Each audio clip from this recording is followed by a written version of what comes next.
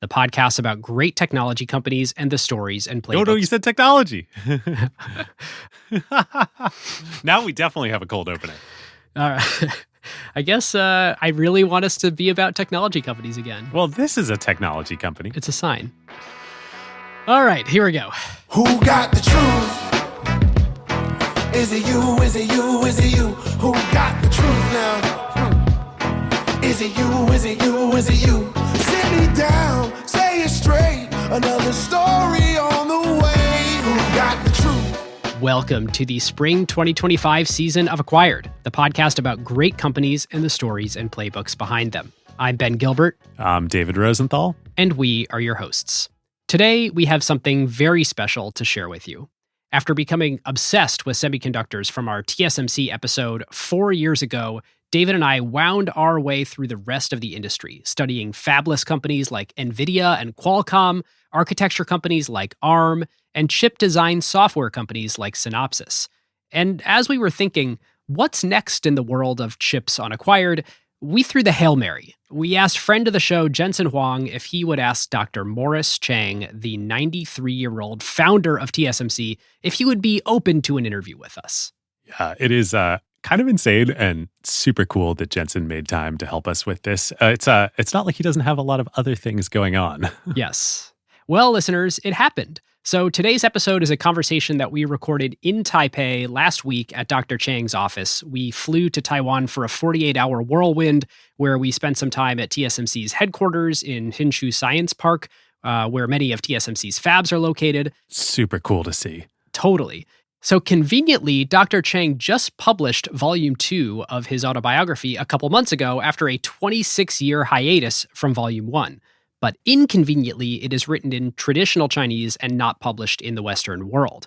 We managed to get our hands on an unpublished translation of the book to prepare, and what you are about to hear focuses on a few crucial stories from TSMC's history that Dr. Chang shares in his memoir about Apple, NVIDIA, and the birth of the fabless industry.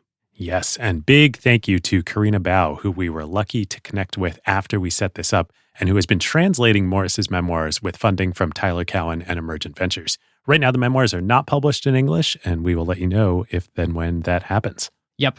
All right, listeners, you can join our email list at acquired.fm/email. You'll get an email every time a new episode drops, once a month. And this is also where we announce past episode corrections, plus a fun little game where we give hints at what the next episode will be. I always have fun writing those. You do. That's a clear David job.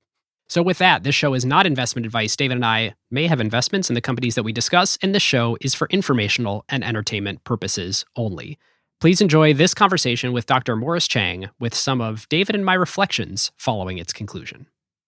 We thought as a fun way to start things off would actually be to talk about the man who introduced us. Could you tell us a little bit in your words about your relationship with Jensen and TSMC's special relationship with NVIDIA? Yeah, it started, my relationship with Jensen started with a letter that he sent to me. I think it was 1997. And the letter was sent through the post office. And I received it in Hsinchu. And the letter said that they were NVIDIA, the company that Jensen was the CEO of, was a small company, but they had developed some really promising chips. But they were looking for a foundry, and they had approached TSMC's San Jose office, but they really got no answer from the San Jose office. Would I please contact Jensen, because NVIDIA really wanted to do business with TSMC. So I was going to the U.S. in the next week anyway. So the letter, frankly, raised my curiosity, and also irritated me a little bit because, I had always told our salespeople that we should never be negligent in talking to future customers, even if the customer seems to be a very small one. And at this point, NVIDIA was 4 years old. They were facing bankruptcy, I think, yeah. And they had maybe 50 or 60 employees. So TSMC, I think, at that time already had a few thousand employees. And we had exceeded, I remember we had exceeded $1 billion in revenue in 95, and this was 97. So we were, relatively speaking, we were a pretty big company. Yeah. Which is very impressive. You were yourself only a 10-year-old company doing over $1 billion in revenue. Yeah, right. So the following week, I went to California, and I called him back without advance notice. I called Jensen. I looked up.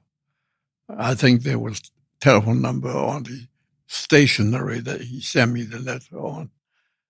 Jensen himself picked up the phone, and there was a lot of background noise. So there were,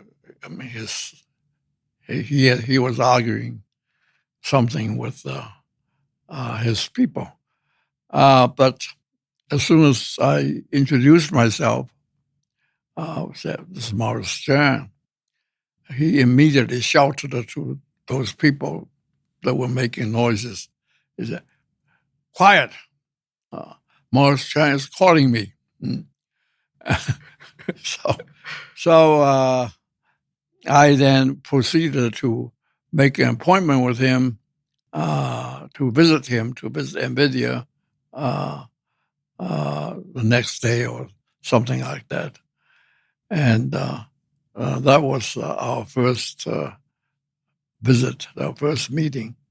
And he immediately impressed me with his articulateness, and also impressed me with his optimism. He was also very frank. He told me that NVIDIA was in financial difficulties, but the chip that he wanted now to have foundried would not only save the company, it would also make NVIDIA a major customer of TSMC. I mean, that was, actually quite a bold statement. Yeah. We were over $1 billion, and to be a major customer of ours, he would have to produce revenue for us of at least $50 million a year. Okay. Was that chip the Riva 128? I forgot the number, but it was a very successful chip. Yeah, I don't think it was Riva anything. It was a games chip, of course. It was successful. In fact, his prediction came true. Not only did it solve NVIDIA's financial problems, it prevented it from being bankrupt. Not only did it do that, it also started to make them a major customer of TSMC. Within 2 or 3 years, they did become one of the biggest 5 customers of TSMC. Yeah, very successful chip, yeah. So there was a great partnership forged there. TSMC would fab the chips, would manufacture them. NVIDIA would design them. That is true all the way to today at immense scale, but it hasn't always been easy and it hasn't always been perfect. And I want to go to this moment in 2009 on the 40 nanometer node where development was slower than TSMC had hoped, and it was costing customers like NVIDIA time and money. Can you share the story of how this came to be and how it was resolved? Well, I decided to give the CEO job to a potential successor of mine, while I will still retain the chairmanship. In Taiwan, usually the chairman is the top man anyway, even though CEO is another person. So the problem you just mentioned happened during the period when someone else was the CEO. Apparently, it was a manufacturing problem. It was also a quality problem. And it was the quality problem that the CEO first reported to me. But the CEO insisted that our people, we had a director of quality, insisted that we were not, TSMC was not at fault. And so on the basis of our quality manager's arguments, he had not offered NVIDIA anything. Now, as far as the manufacturing problem was concerned, it was a yield problem, and everybody was suffering from it. And of course, NVIDIA at that time was perhaps the biggest customer of that node, the 40 nanometer node. And a yield problem in the context of this industry is when you are trying to make a bunch of very high quality chips, but you just can't get the percentage that actually work up very high. Something like that, yes. But the problem apparently, just continued. And I was, even though I was not the CEO, I was getting a little impatient. And then, of course, some other problems cropped up, other problems than this 40 nanometer NVIDIA problem. So I decided to take the CEO position back. So in 2009, I did that. And there were several priority problems that I had to deal with when I took the CEO job back. And one of them was this continuing argument, controversy with NVIDIA. Anyway, I remember in the first few days after I took back the CEOship, I called all the major customers, including Jensen. And Qualcomm was, I believe, another like that? Qualcomm was also, yeah. And Qualcomm, the top customers, didn't change very much since then, except for maybe one, yeah. Apple, yeah. Apple came later, yeah. And in my call with Jensen, he was still very friendly with me, but he also reminded me in a very serious tone that we had the quality, delivery, manufacturing problem on the 40 nanometer. All right, so I said I knew that, and it's one of my priority problems. But give me a couple of weeks, and I will get back with you. And as I said, I did have several problems aside from the 40 nanometer manufacturing problem and the problem with the argument that we were having with NVIDIA. Aside from that, we also had the problem of the pricing was dropping faster than the cost. I mean, you don't want to see that, Your gross margin percentage kept dropping, because you had committed to a schedule of price drops with customers, but you weren't able to drive down your manufacturing costs at the same rate. All right, so that was one problem. Another problem was the immediate one that triggered me to retake the CEO-ship, because the previous CEO had laid off, except he didn't use the term lay off, He used bad performance review, the worst performance review people, and there were about 600 or 700 of them, And he laid them off on the basis of their poor performance review. And, well, we never did that, the worst we would do was to place them on probation for 6 months. And quite often, at the end of the 6 months, everybody will go back to his or her old job. And some of them would get transferred because they were in the wrong jobs, So some of them would get transferred. But we almost never really fired people, even after the probation period.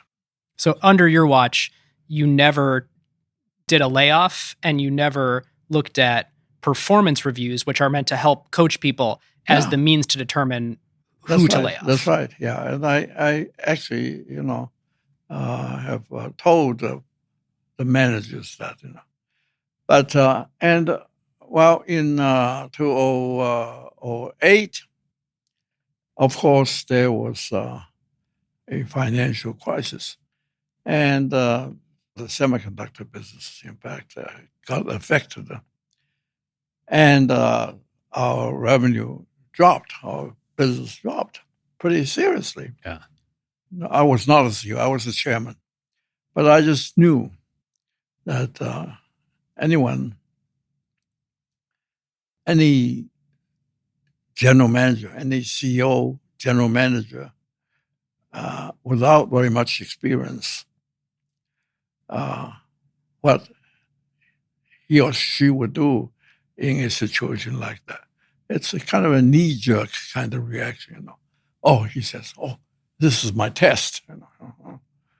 I got to save, all the money possible, and I got to, lay off people, But this is the semiconductor industry, and Moore's Law means no matter what happens, you will always need people. Well, I know.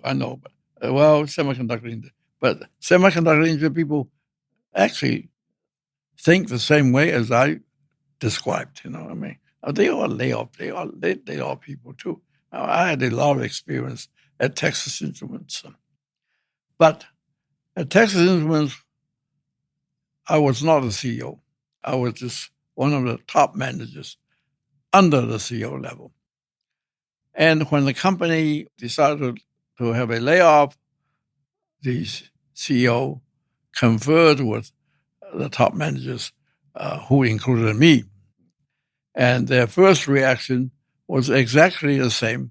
And I'm talking about the 70s, early 70s.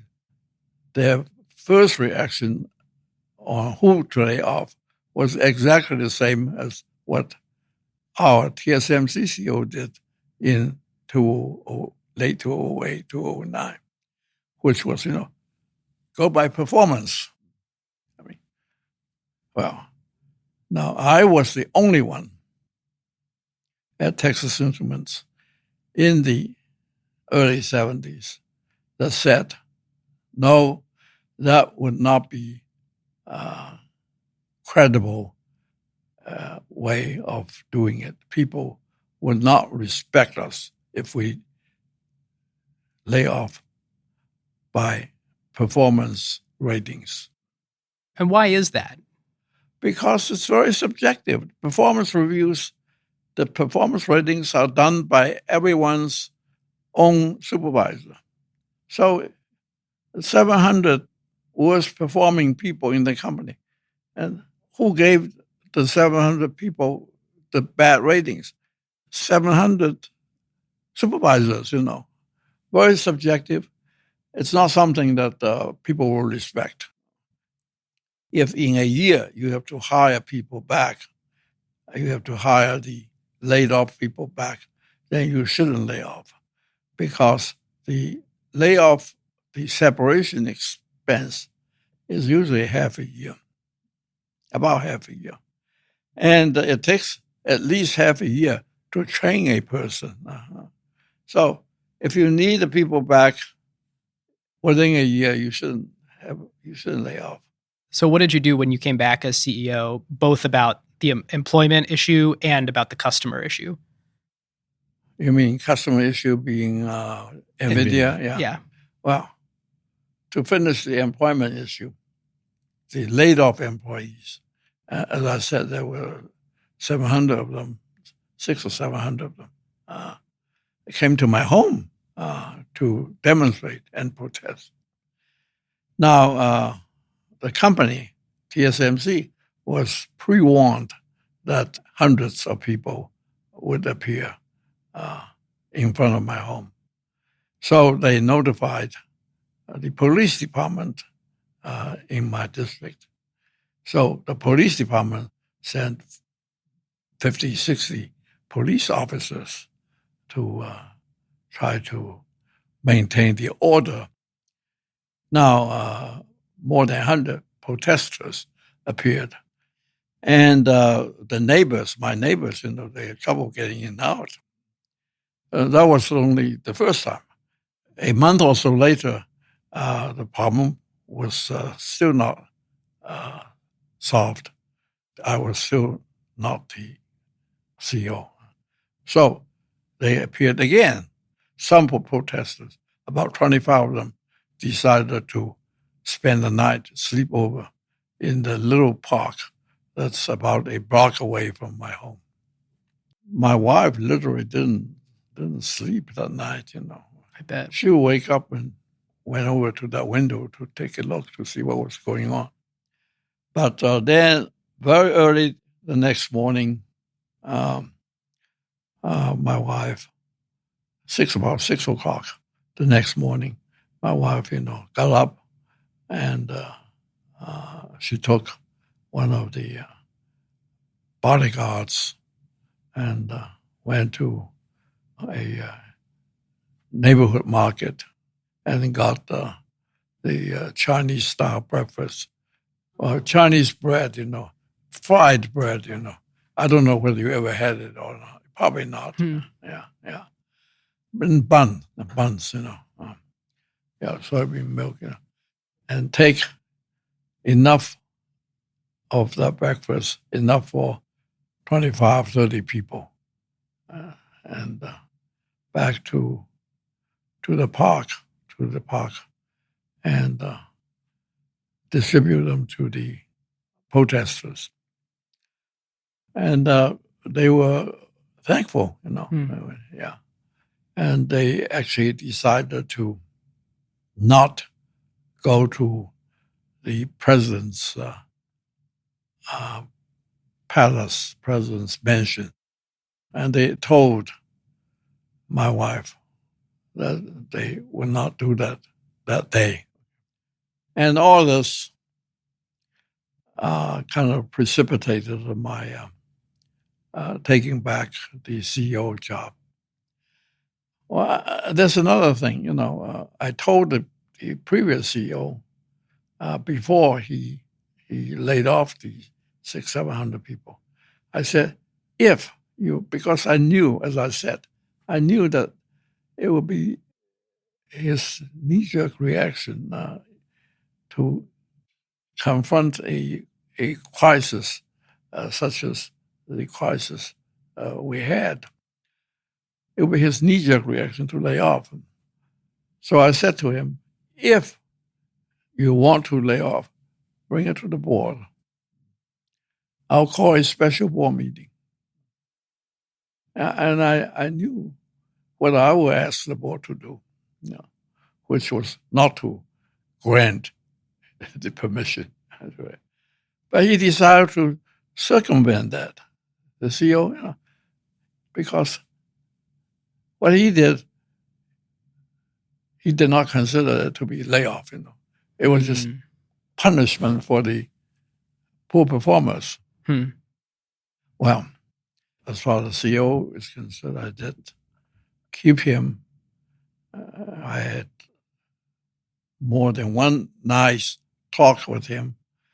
I intended to, and I told him that he was still a potential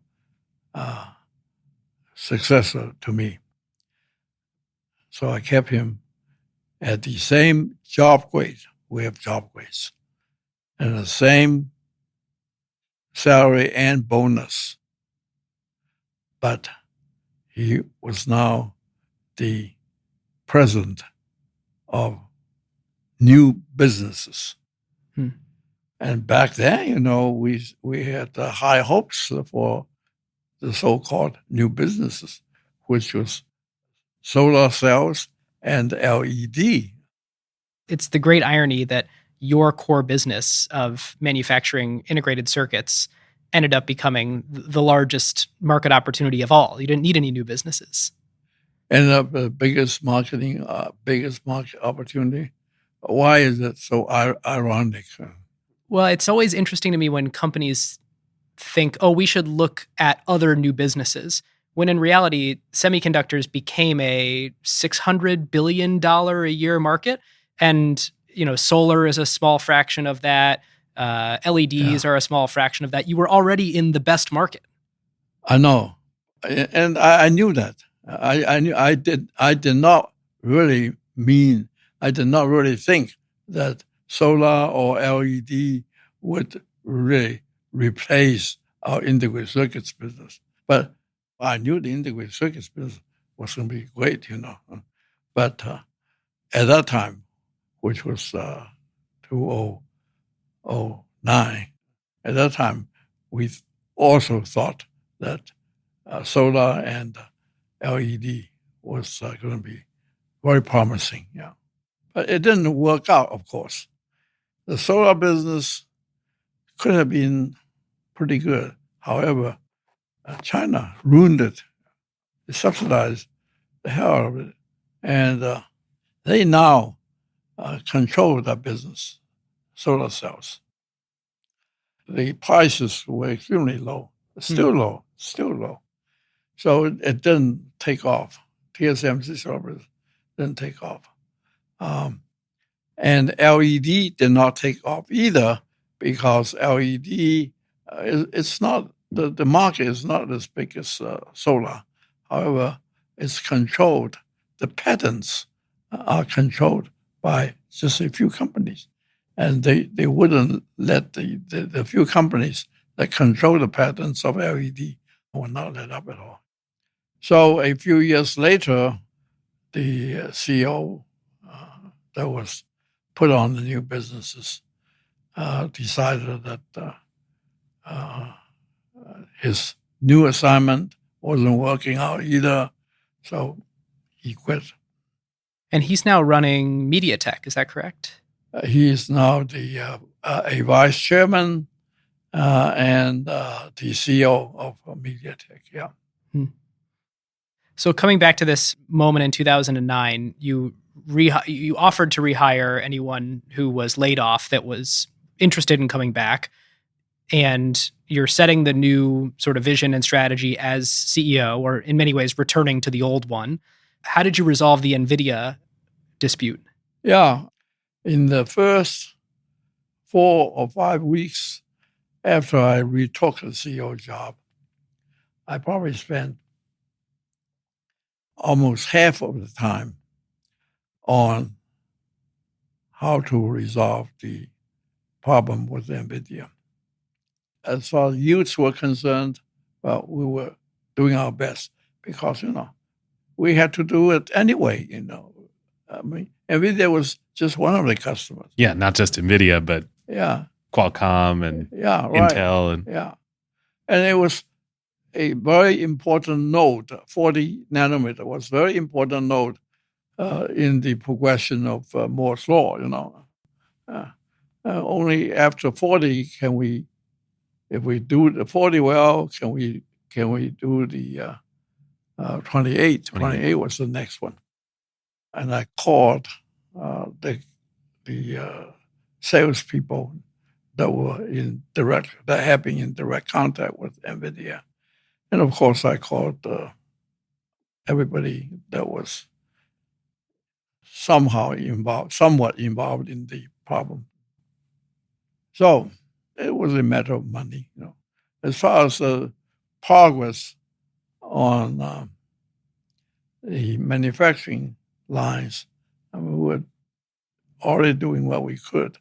It was, as I just said, it wasn't just for NVIDIA. It's for TSMC, But NVIDIA, because they had borne the brunt of the problem, the damage. So it's a matter of money. I worked out a number. I familiarized myself with all aspects of the problem, and then I worked out a number. And I also knew that NVIDIA's customers were after them, They had demands on NVIDIA too. So I used all the intelligence I could get. And I think it turned out that it was good.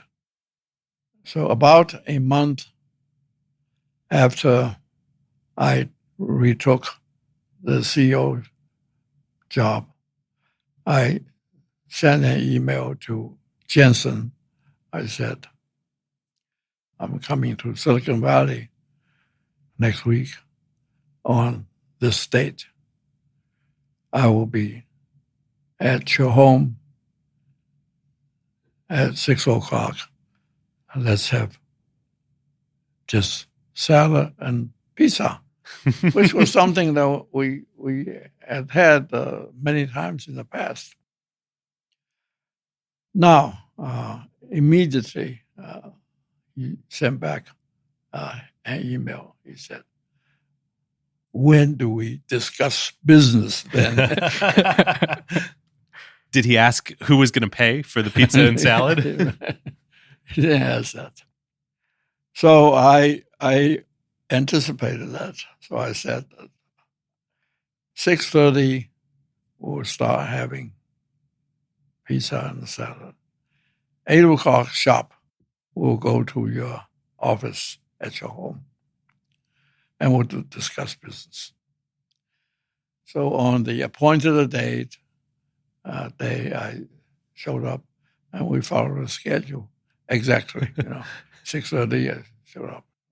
We had a very pleasant pizza and the salad. Thing is that his wife, Lori, would make the salad, and the pizza was delivered from outside. Or maybe they made their own pizza too. I forgot. Would not surprise me. Yeah. Anyway, I had it many times at his home. All right. So at 8:00 sharp, it was I who looked at the watch and said, Jensen, why don't we go to your study? And I gave him the offer. It was on the order of $100 million, right? Yes, more than $100 million, yeah. And I also said, our offer is effective 48 hours. If you do not, there is not going to be, we're not going to argue, we're not going to bargain. If you don't accept the offer within 48 hours, we'll have to go to an arbitrator, which was what he had suggested to the previous CEO anyway, that we would go to the arbitrator, But the previous CEO did not even give him a number, The previous CEO gave him 0. You probably don't want to go to arbitration with your best customer. No, I didn't want to. Yeah. But, I had to say that, because I mean, that number, the number we offered him, was arrived at after, as I said, weeks of work on my part. And I thought it was fair to both sides. And did Jensen accept the offer? Yeah, he did. Within 2 days. I think it's an amazing example of a situation where you had strong partnership together for many years. You built this close personal relationship such that you could have an hour and a half family dinner and not talk business. You were able to then come up with a large sum of money, over $100 million, settle. And then since then, there have been many, many, many billions of dollars of business done together. It's a great success of working out your differences. I know. I liked it too. That's why I included the story in my autobiography. All right, listeners. Now is a great time to talk about a new partner of ours here on Acquired, Legora, the agentic operating system that is redefining how the world's best legal teams work. Yep, it's sort of obvious that AI is going to completely change the legal industry. I bet most of you listening have dropped a contract into some sort of AI chatbot out there. Legora took that insight and asked the question, what if you really built something with that power from the ground up for the legal industry? So the founders did exactly what great founders do, operate with obsessive customer focus. They embedded inside a massive law firm for months. They sat with the lawyers just watching how the work really gets done. And that's how you get features that customers love, like tabular review, where you drop in a folder of hundreds of contracts and it pulls every key term into a grid a lawyer can actually work with. Legora's bet here is interesting. Since it lets each lawyer handle more complexity, any given person can increase the quality of their work and do higher value work. And this means that the pie can grow even as each individual task takes less time. And they recently launched Legora Agent, offering greater intelligence and performance. The agent lets lawyers set an objective. Then it can handle the planning and the execution and delivery of the final product. Legal teams get to maintain full control and transparency since they're still involved where judgment is required. And Legora works where you already work. You can use it within Microsoft Word while redlining or drafting. The early Legora numbers essentially speak for themselves. When they have a head-to-head pilot with their top competitor, they win 70% of the time. Legora now has over 100,000 lawyers on the platform from 1,200 legal teams in 50 countries. And crazily, they went from 1 million to 100 million in ARR in about 18 months. Truly insane numbers. And that is the real test. Plenty of things demo well, but the question is whether a busy associate actually reaches for it during crunch time, or whether a partner trusts it before going into a conversation with a major client. If your legal team wants to check it out, whether you're a law firm or you're in-house at a company, you can learn more at legora.com/acquired and just tell them that Ben and David sent you. After the 40 nanometer node, after you fix these problems, as you said, the next node was 28 nanometers. And as we understand your story and the company's story, 28 nanometers is when TSMC really started to take the leadership role at the leading edge in the industry. How did you decide to go commit so hard to 28 nanometers after having had all the problems at 40 nanometers? Well, I had a lot of trouble at TI. My peak job at TI was the head of worldwide semiconductors. TI, of course, had many businesses, defense business, materials and controls, and also their origin, which was geophysical and so on. But TI's semiconductor business was their biggest, and I was the head of that worldwide semiconductor business.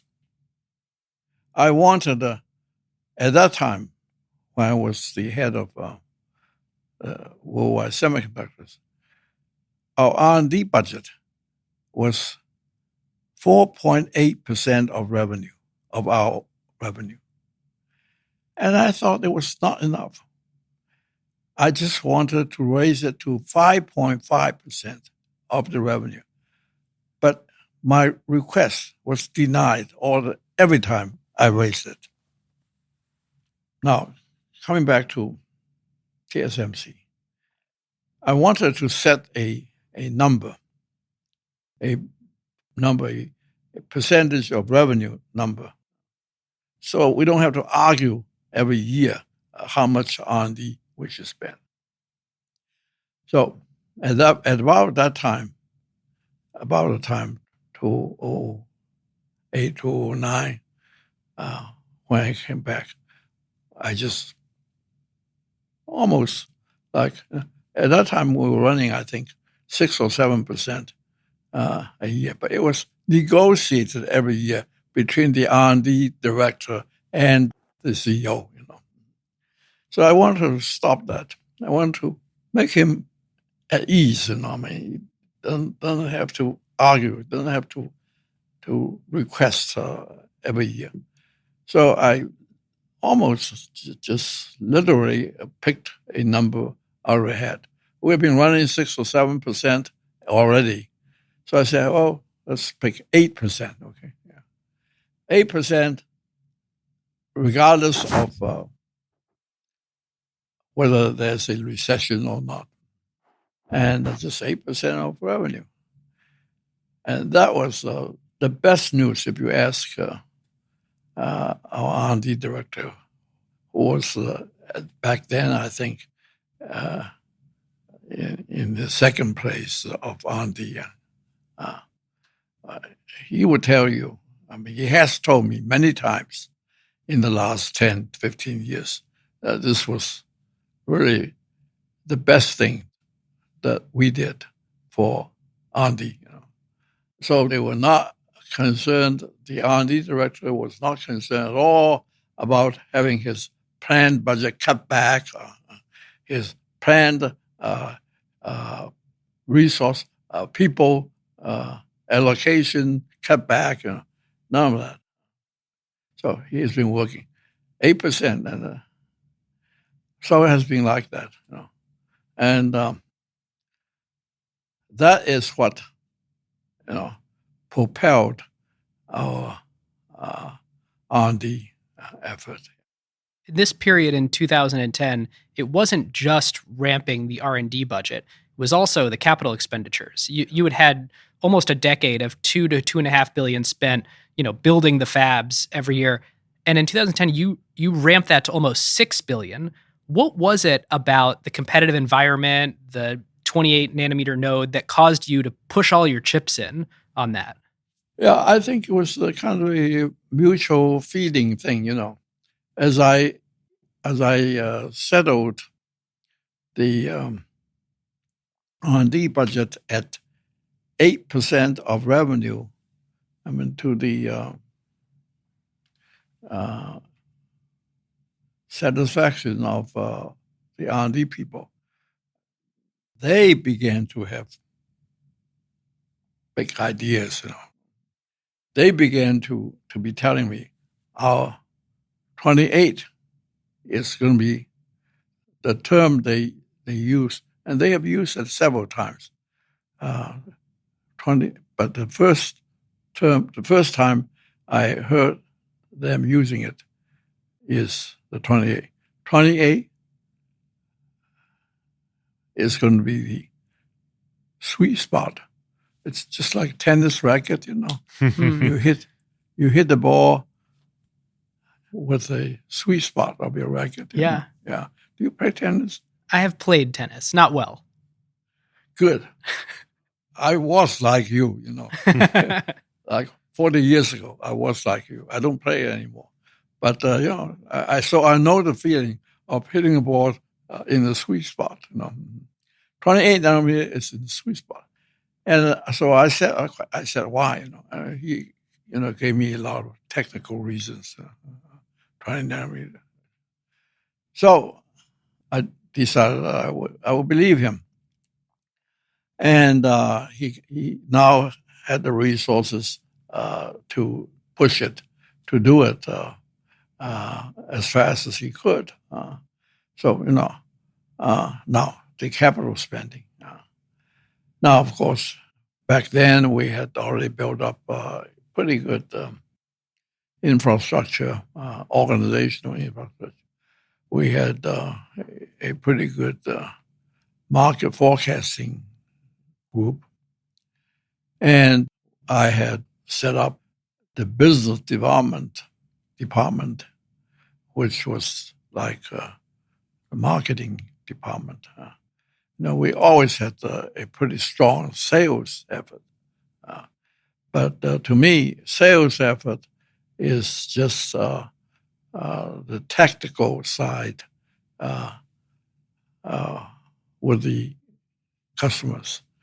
Marketing is the strategic side to the outside world. Yeah. Now, from all these inputs, the marketing, the business development department, which, as I said, was our strategic marketing group, and from the technical, from the R&D side, that 28 was going to be sweet spot. I decided that, and I quoted Shakespeare in my autobiography, that there's a tide in the affairs of man, which taken at its flood leads on to fortune. I decided that this was 28 nanometer was going to be our tide. Yeah. Our next tide anyway. There will be others. 7 nanometer was the next sweet spot, the R&D people told me. And again, reminded myself of Shakespeare, Taking it the flood. taking it as flood, yeah. So, that, however, setting the R&D at 8% did not invite any opposition from the board. But suddenly, increasing capital spending threefold, I think, did invite a lot of questions from the board. Our practice in the board meetings, because back then, even now, most of the directors are from overseas, U.S. and England. And we would email the agenda to them 2 weeks before the board meeting. Then the night before the board meeting, I would invite the independent directors to dinner. And that dinner, the conversation at that dinner was not on record. So the independent directors, actually more, 3/4 of our directors are independent directors. Anyway, so in the night before and the evening before the meeting, they had the opportunity to ask me questions if they had any. But on this matter of vastly increased capital spending, they didn't even wait until they got to that dinner. Because this was effectively betting a huge amount of the company's cash on this node, this process, this generation.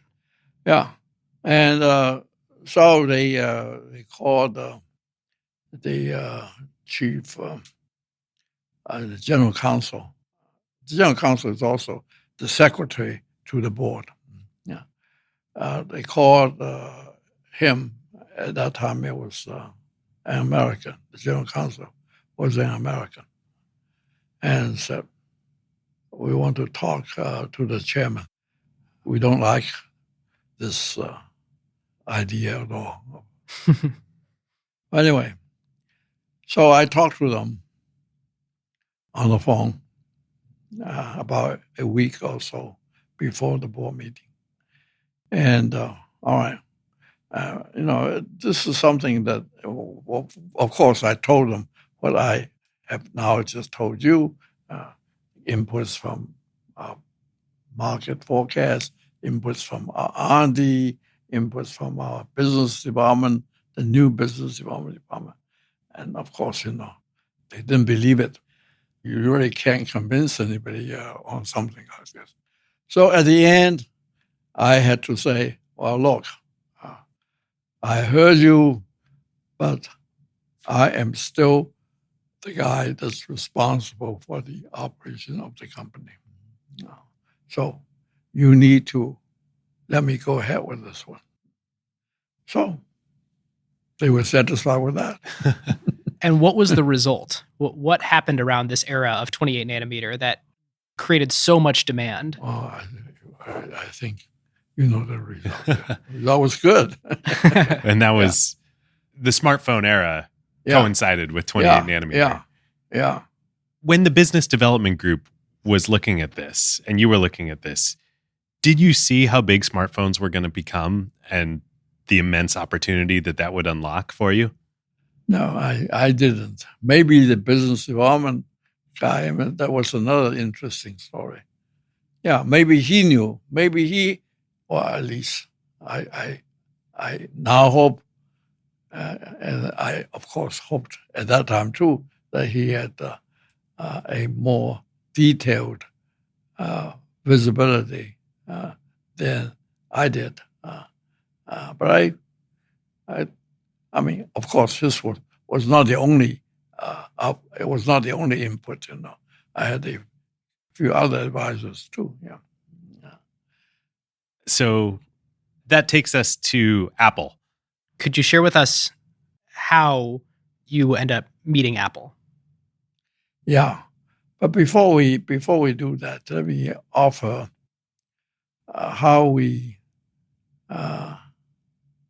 made CC, actually, the business development director. The current CEO. The current CEO, the current chairman and CEO. Yeah.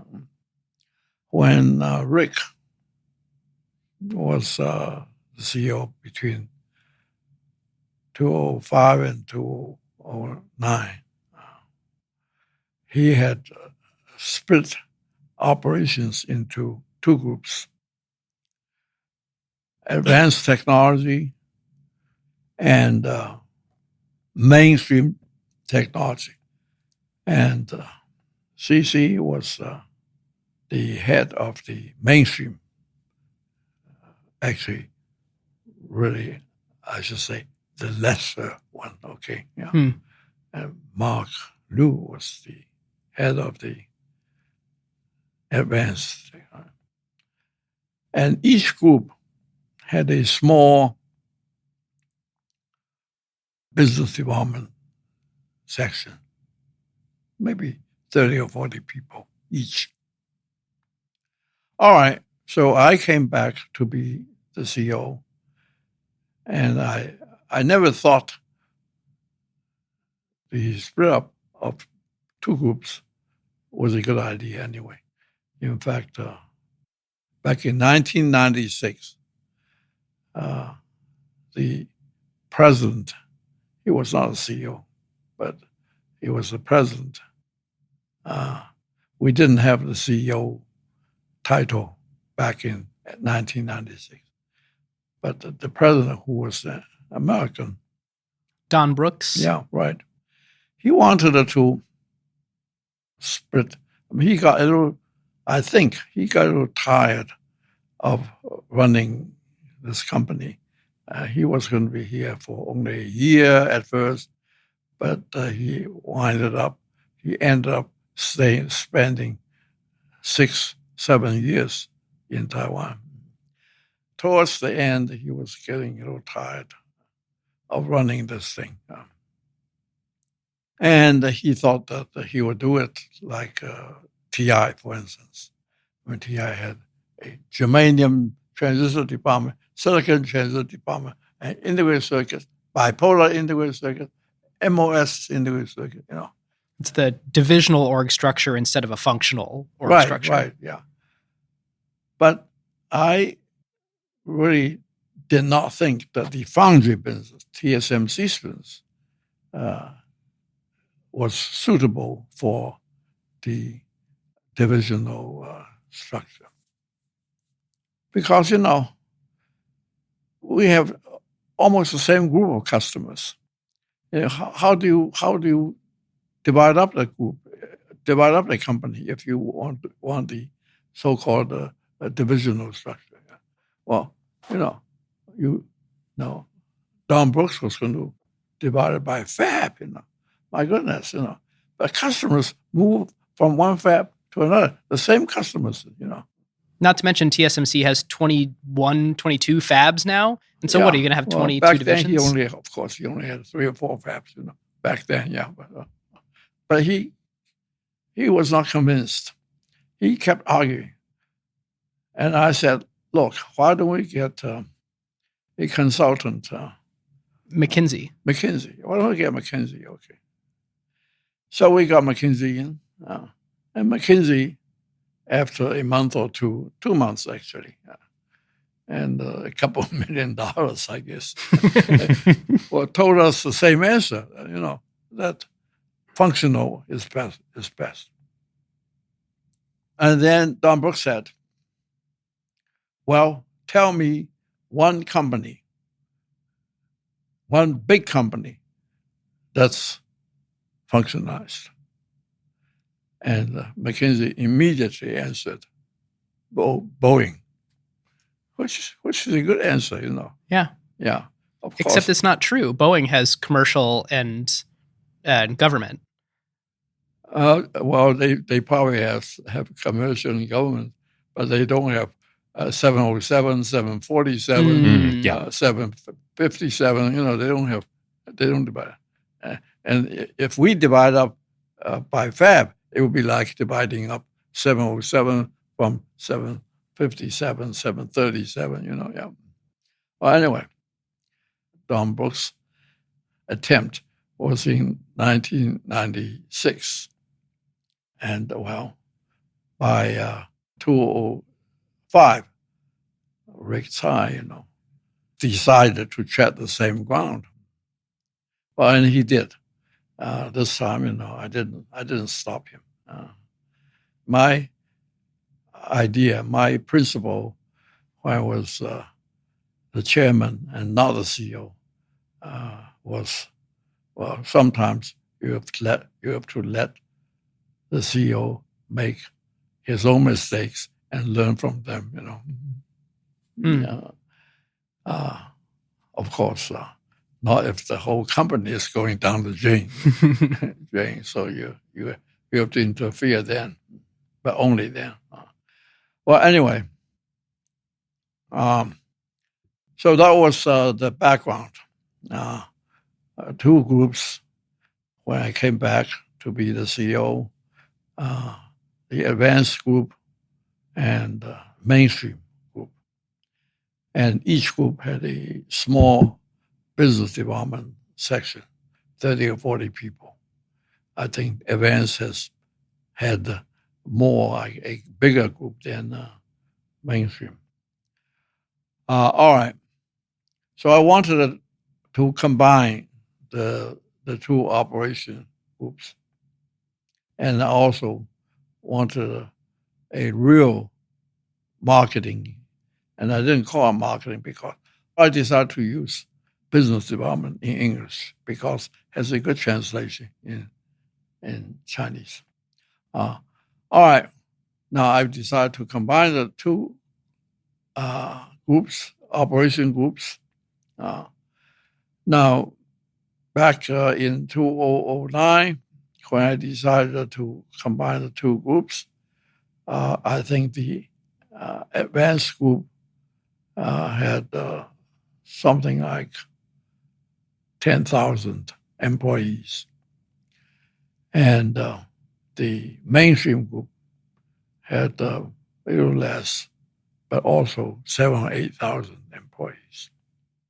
And the mainstream group just because we haven't explained this concept yet, is taking those older fabs that have the higher nanometer nodes, and they're finding customers that don't necessarily need the leading edge to automotive parts, or it's CMOS sensors for cameras, and finding customers to keep the utilization high on those older fabs from previous generations. Yeah, right. But also, you quite often the same customers use both mainstream and advanced technologies. Yeah. Take Qualcomm. I'm quite sure that they use, the most advanced, and or even Apple, I think they use. Yeah, if you think about all the chips in an iPhone, the A16 Pro is built on the leading edge, but there are many, many other chips in there. Yeah, right. So you combined to one business development organization, 80-ish people. Yeah.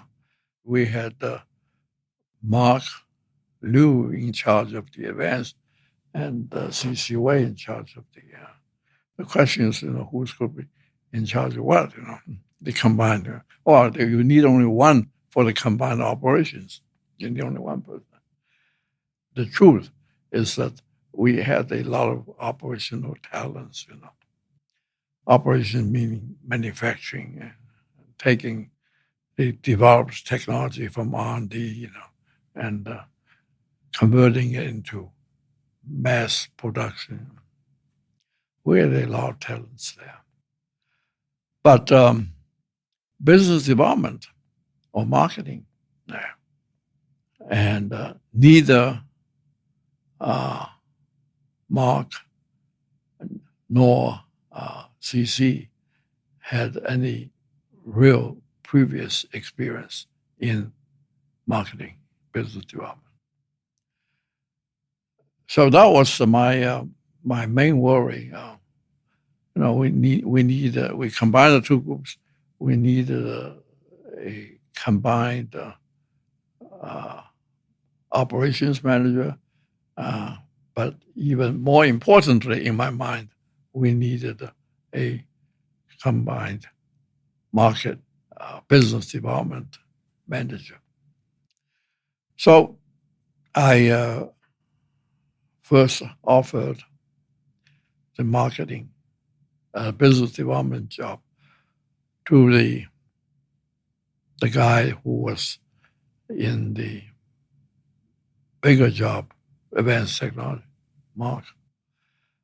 And I explained to him that I did not think he had any significant marketing experience in the past. And this new job, if he takes it, would give him the opportunity of being proficient in that area. But he declined it. He said, "My goodness, I have 10,000 people reporting to me now. You want me to take a job that has only 60, 70 people in it?" So that was the end of that conversation. And your goal was for him to become a well-rounded executive in hopes of leading the company after he sort of did that tour of duty. And I explained to him that, Not to mention it's a very important 60 or 70 people. They're responsible for finding all the next business. I know. Actually, back in my mind, I was thinking of the time when Kissinger was Nixon's national security advisor, and somebody else, whose name I have even forgotten, was the Secretary of State. And Kissinger, probably had a couple hundred people reporting to him, whereas the Secretary of State, had thousands of people all over the world reporting to him. And who had more power? Kissinger. Certainly not the name who you've forgotten. Yeah. And before this period, you were doing the business development and marketing for the company, right? You were the one finding the NVIDIAs, the Jensens, the Broadcoms, the next great customers and great markets for you. That's right. That's right. I was. You were always on a plane meeting with the current top 15 customers and trying to find the next top 15. Yeah, except for those 4 years when I was not the CEO. Yeah. Yeah. But you were right. I was on the plane most of the time visiting customers. That was my pleasure. Yeah. I really liked it. Well, anyway, so I then, of course, offered the business development job to CC, and he accepted it. I mean, I thought he accepted it even delightfully, Yeah. So, and he's now the chairman and CEO of TSMC. Yeah.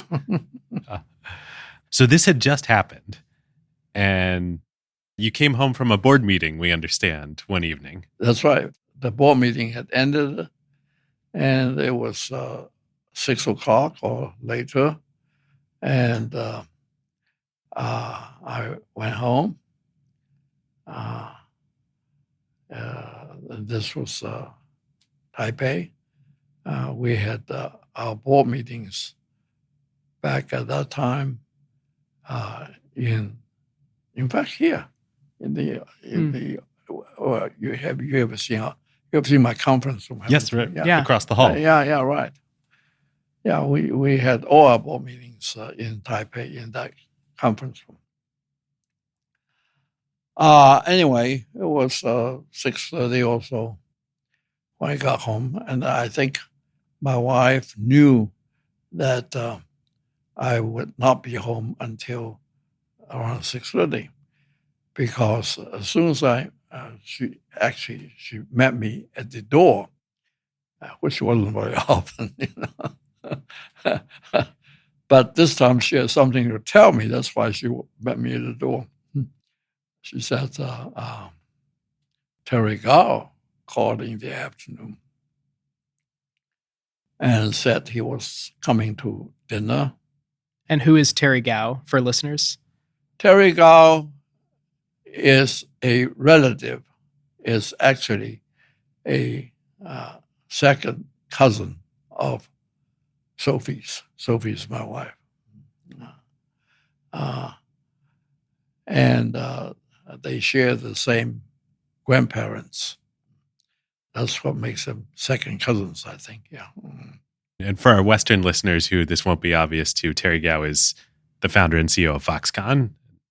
Right. Terry Gao is a second cousin of Sophie's, and he's also he was also at that time the chairman of Hon Hai, which Hon Hai, yeah. Foxconn to American listeners. The name slipped my mind for a second. Yeah, Hon Hai, which is a very important supplier to Apple, and a pretty big company. And in fact, Terry Gao is reputed to be one of the richest men in Taiwan.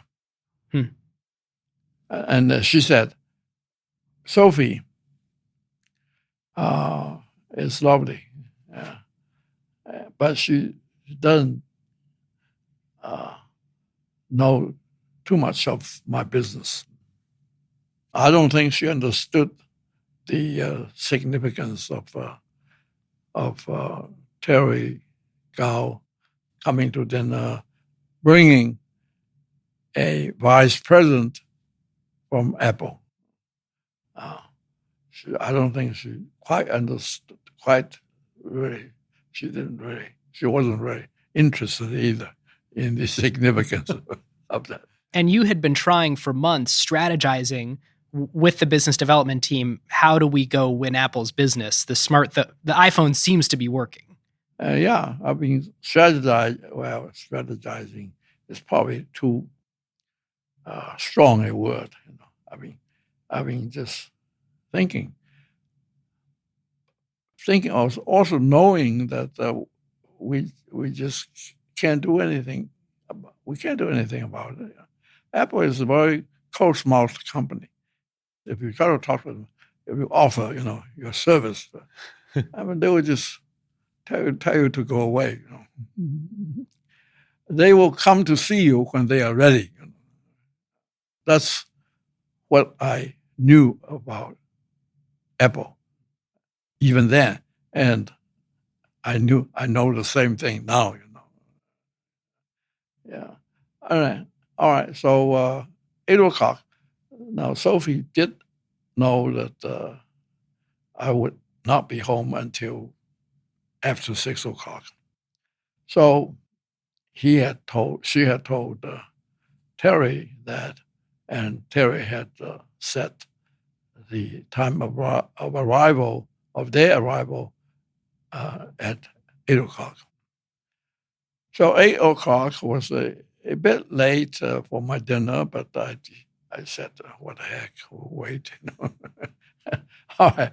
So they showed up. I didn't ask her. Sophie just said, a vice president. And I just thought to myself, it wouldn't be just an ordinary vice president. Yeah. So, because, you know, there was no reason for Terry to just bring any Apple vice president to my home for dinner. You know. It must be something special. It must be someone special for TSMC. You know. All right, so Jeff Williams came. He was not just a vice president, he was the chief operating officer of Apple. And, you know, Jeff was a pretty straightforward person. He didn't spend much time in ordinary chit-chats. There wasn't the same pizza and salad period before. It wasn't formal either. You know, my wife Sophie just added, we have a cook. You know, we had a cook, and pretty good cook. So Sophie just told the cook to add a few dishes. She's a Chinese cook. She doesn't do any Western food. And, you know, Terry, obviously, he grew up on Chinese food. And I would imagine that the Apple guy that he brought would also like Chinese food. Anyway, so she just asked the cook to cook a few more dishes. But, you know, it wasn't important. The food was not important. Either the quantity or the quality was not important because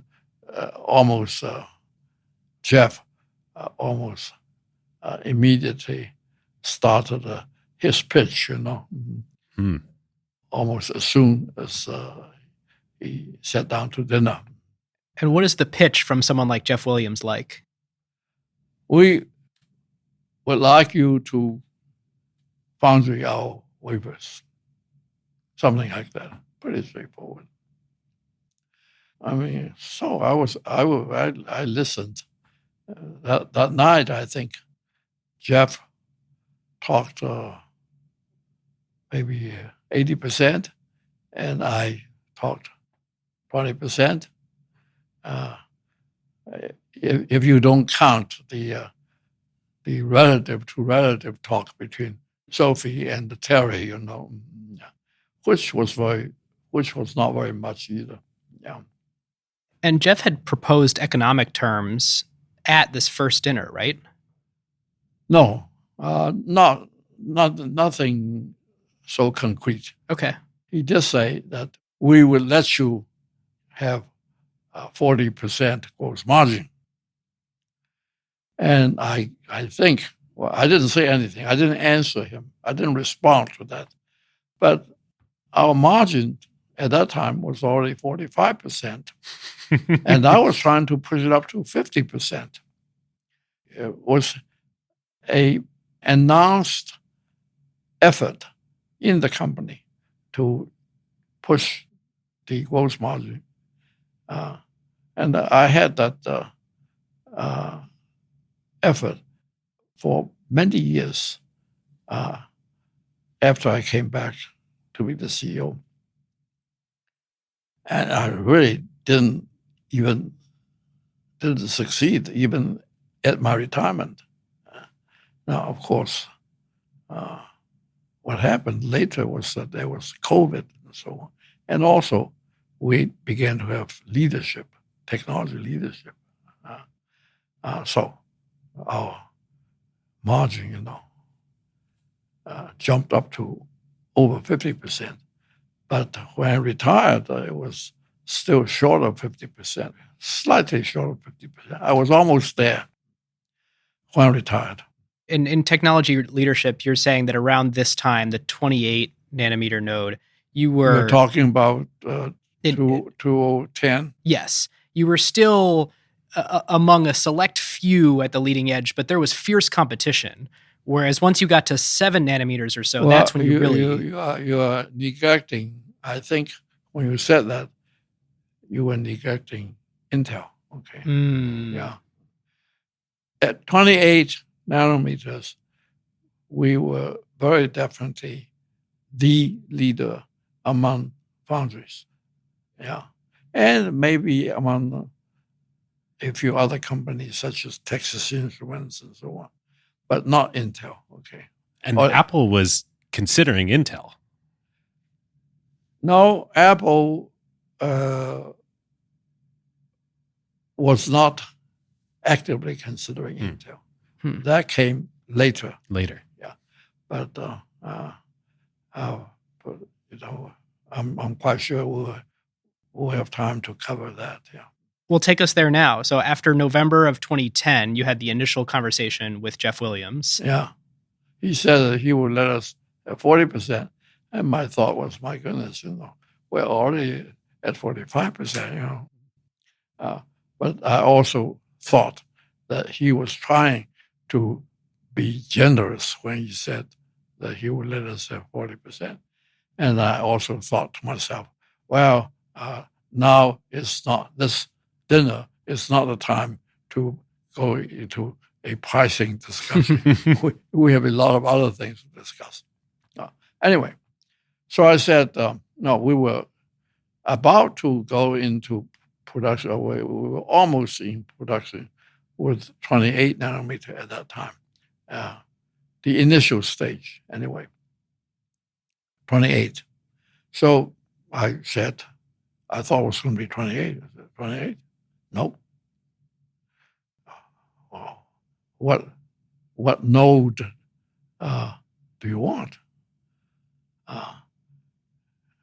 20, he said. Now, that was a surprise to me.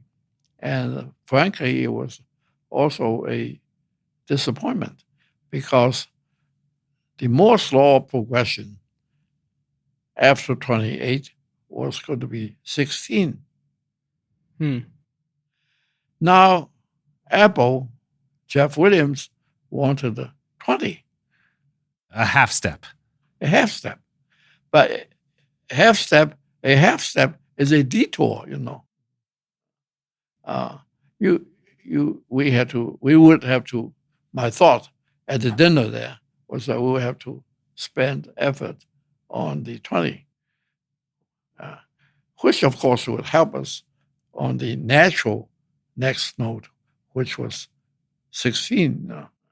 But still, it was a detour from 28, From 28, if we could go directly to, if R&D would directly go to 16, it would be less time than first do 20 and then. No, the point is that back then, R&D did not have enough resources to do 2 nodes at the same time. Later we did. So you have this conundrum where this is right after you had just spent $6 billion in CapEx the previous year, going all in on 28 nanometers. You're asking Apple, which could be your biggest customer ever, this is for 28, right? And you hear back, no, we want you to go do something that you're not planning on spending any money on and have this huge distraction. And you're, of course, left with this question, is it worth it to land Apple as a customer? It wasn't that serious.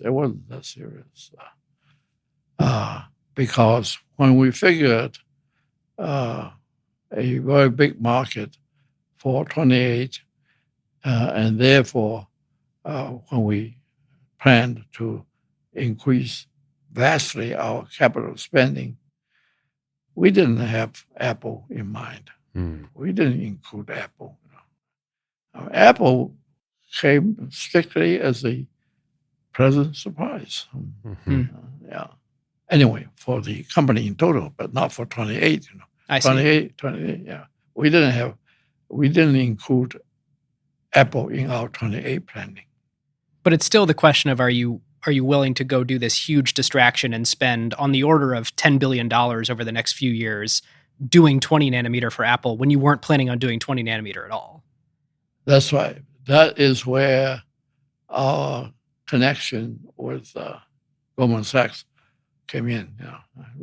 Remember, I planted a lot of seeds when I ran TSMC. I knew that one of these days we will probably need top-level investment bank advice. So we established a good relationship with Goldman Sachs very early in our existence. I was, in fact, a board director of Goldman Sachs. Did you know that? Yes. I did. Yeah. We did the ADR with Goldman Sachs, which opened up a good relationship with Goldman Sachs. It was your New York public listing of the stock. Yeah, ADR is American Deposit Receipts. Yeah, it's New York. Yeah, it's a separate market. It's, in fact, right now the TSMC price, ADR price, has a 20% premium over. Really? Wow.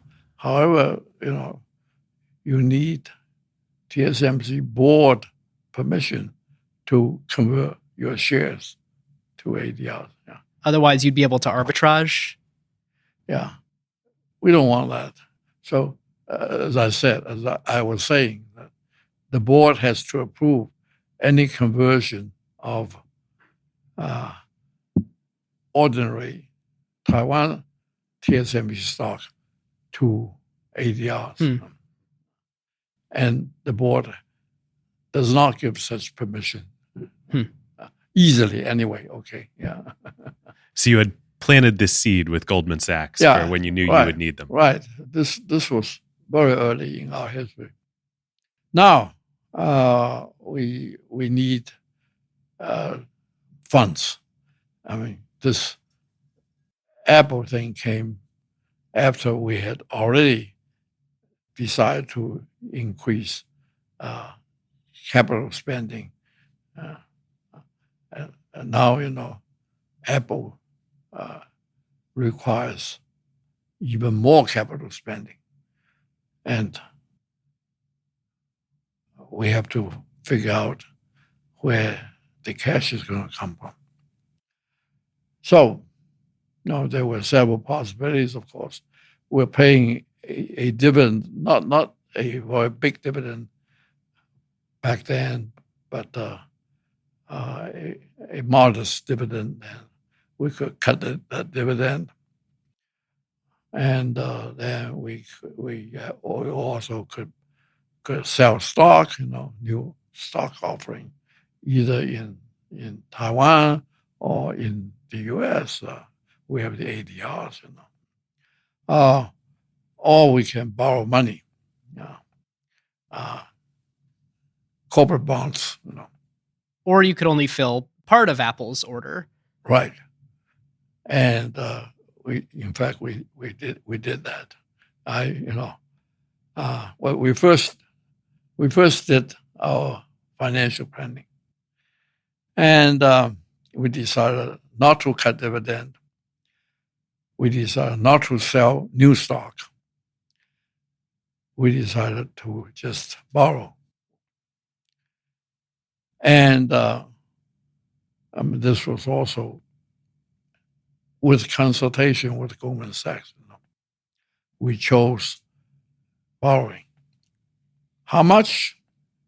I looked at the numbers, and just as you said, I decided to take half of what Apple said they needed. Is this common, by the way? It seems like it would be in a customer's interest to come to you and say, I need to buy zillions of chips from you. I need all your wafers, because they have no skin in the game of I know. spending all the money. I know. Well, back in the 90s, in the first, let's say 15 years, first 10, 12, 15 years of our existence, we were short of capacity almost all the time. And what you just said happened all the time, And so we figure out that we'll require a deposit from the customer. And we'll even confiscate the deposit if the time comes for him to take the wafers and he doesn't, And everybody delights in the word confiscate. So it was first used by me. Okay, I told the salespeople in San Jose, I said, tell the customer that we need a deposit from them because just as you said, it's our money and it's only their words. They may not want the wafers when the time comes.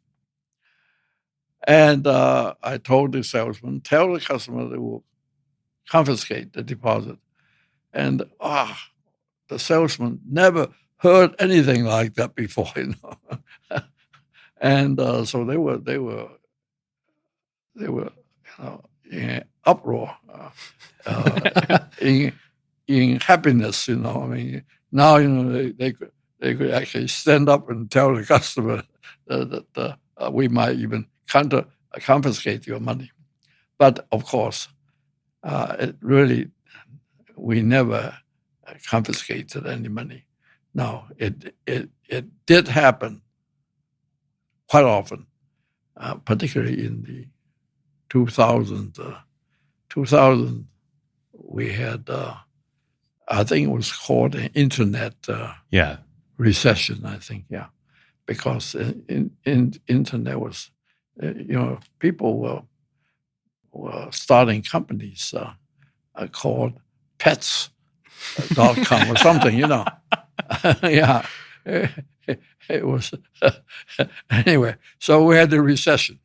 Which trickled all the way back to semiconductors. TSMC's revenues, it was 4 years after the dot-com bubble before they were back at the... Dot-com. At those rates. Yeah. Mm-hmm. Yeah. Was it 5? It was almost 4 years, I remember it recovered only in 2003, It started in 2001, the first quarter of 2001, and recovered in the third quarter of 2003. So it was 3 years. Yeah. Wow. 3 years. 01, 02, the third, fourth quarter of 03. 3 years. Anyway, the customer, quite a few customers had placed deposits to anticipate normal good times during those years. And we did build the plant. In fact, we purchased, or I should say, we bought a couple of other companies. And so their plants, their fabs became ours. And the customer didn't need the wafers anymore, didn't need the outputs of those fabs anymore. And we didn't confiscate their deposit, but we let them delay, demand. Yeah, Right. and eventually, every one of them, they all use up their deposits. But that would come. And so then back to, at this point, early 2011 with Apple, you go to them and say, we are prepared to serve half the number that you told us. Well, first, of course, the relatively new business development director, CC, he had the privilege of first telling the lower level purchasing people at Apple, and he got a response back. You must be crazy, So CC did not comment on that. At least he said he didn't comment on that. He brought it back to me. And then I went to Apple myself and talked to Jeff Williams. So I said to him, we have to issue corporate bonds. I think I used the word prudent. After all the prudent financial planning, we decided that we would take half of what you asked for. Now, he was very quiet about it. He only made one suggestion. He said, well, I think you can eliminate your dividend. Your shareholders will understand that. I said, well, no, I don't think I'll. Well, the fact is, I had looked into that. I mean, that's also a reason for, having high-level consulting advice. About 1/3 of our investors, shareholders, are very seriously interested in the dividends. So if we do what Jeff Williams said, our stock is going to drop like hell, Trigger a sell-off. Right. Anyway, but when I talked to Jeff Williams, and I went to see him in what's the place? Cupertino. Yeah, Cupertino. He took it fairly willingly. No big problem at all. The only suggestion that he made was the elimination of dividend, and I said no. And he then let it just lie there, Okay. But then that issue was settled. I mean, how much demand we would take and how we will get it. We still had to borrow billions of dollars, even with half of the demand. All right, listeners, now is a great time to tell you about a longtime friend of the show, Vanta. AI has scrambled the whole security picture. It used to be that you proved that you were secure once a year, an audit or a static PDF, then everyone would nod and you're done. But in an AI-first world, that doesn't hold up anymore. Yep, your risk surface changes every week now. A vendor turns on an AI feature or someone writes in a new model without telling IT, and your posture is different than it was last week, let alone at your last audit. Vanta's own research found that around 70% of companies have this quote-unquote shadow AI running with no security review at all. Right. And that's where Vanta comes in. They're the leading agentic trust platform, meaning they've built the thing that closes the gap. And the way that they close that gap is Vanta Agent. Think of it as a GRC engineer, that's governance, risk, and compliance, except that it's software and it doesn't sleep. It finds the issues, drafts the fixes, and cuts the time that you'd spend on vendor assessments in half. In half! Which is exactly why more than 16,000 companies today run on Vanta. Companies like Ramp, Cursor, and Snowflake, all stay audit ready and catch the risks that crop up between audits across every vendor, every AI tool, the whole environment. And that's the real value. Trust has to be continuous now, which is why Vanta automates your security, your compliance, and the work to earn and prove trust. We're huge fans of Vanta over here, and literally hundreds of acquired listeners have become Vanta customers at their companies over the years. So you can get $1,000 off Vanta at vanta.com/acquired. That's VANTA.com/acquired for $1,000 off, and just tell them that Ben and David sent you. So this really was, especially after the investment in 28 nanometers that depleted your reserves, this is a bet the company move. You're taking on a bunch of debt to go build the fabs to make this happen. But yeah, I know, bet the company, but I didn't think I would lose, You sound like Jensen. That's exactly what Jensen said.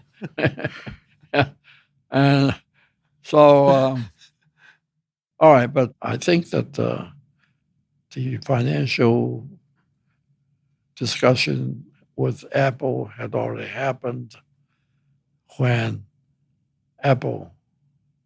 Jeff Williams called me in February of we're talking about 2011. Yeah. And he said, it was a very short conversation. Well, said, we need to pause our discussions for 2 months because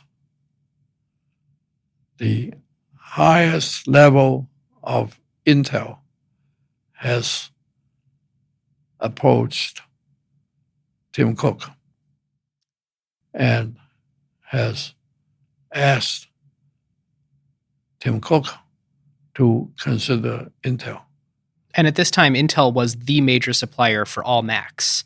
Apple's Mac line was all Intel. Yeah. That wasn't an issue, of course.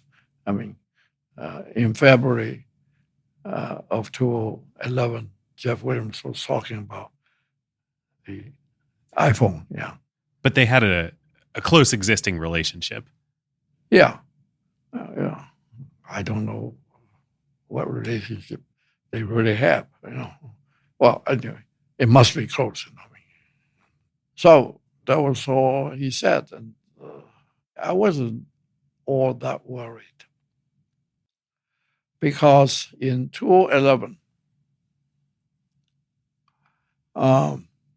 Intel was no longer a name that you would, when you hear it, you would stand up and bow, Interesting. I mean, heck, in the 90s, in the late 20th century, I mean, they were a name in semiconductors. When you hear it, of course, I'm exaggerating the situation. Moore's Law. I mean, they're Intel. Yeah, Intel. If you hear the name, if you hear that they are in competition with you, my goodness, you'll be trembling with fear, I mean, this is why you started TSMC as a pure play foundry business, because you didn't want to compete head to head. You said we should not be an integrated design manufacturer of the design of the chips and the manufacturing. We have to compete on a different vector because we'll never catch Intel. Well, I didn't quite say that we never catch Intel. Because fair enough. Look where we are in 2025. Okay, yeah. Anyway, so I of course had to accept Jeff Williams' request. All right, but again, as I just told you, I wasn't all that worried because when reviewed in my mind all the characteristics that Apple is looking for in a supplier, technology. At that time, we thought we were almost at par with Intel. almost. In fact, I thought we were at par with Intel at that time. Manufacturing, I thought we were better than Intel. And customer trust, we thought that our customers trusted us more than Intel's customers trusted Intel. So I wasn't too worried.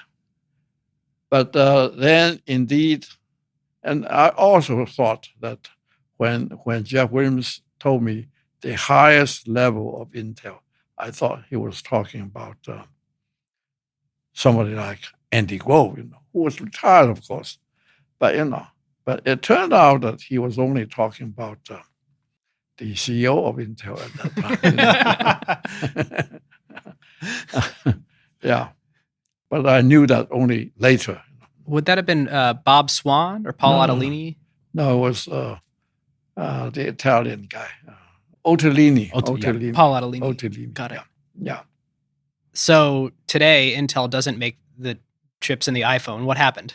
And in fact, TSMC makes all of Apple's chips. Yeah. All right. I wasn't too worried, but, it still was in my mind. So a month passed. I think it was about the middle of February when Jeff called to tell me to pause for 2 months.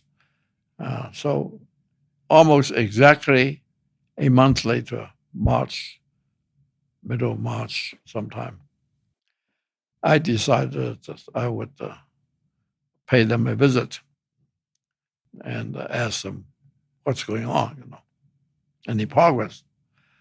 So I emailed Jeff and asked for an appointment. I said I was coming to the Silicon Valley anyway, which was pretty normal. And I will stop in at your place on such and such a day. Is that okay? And Jeff replied by saying that, come here, but I won't be here. I have asked Tim Cook to see you.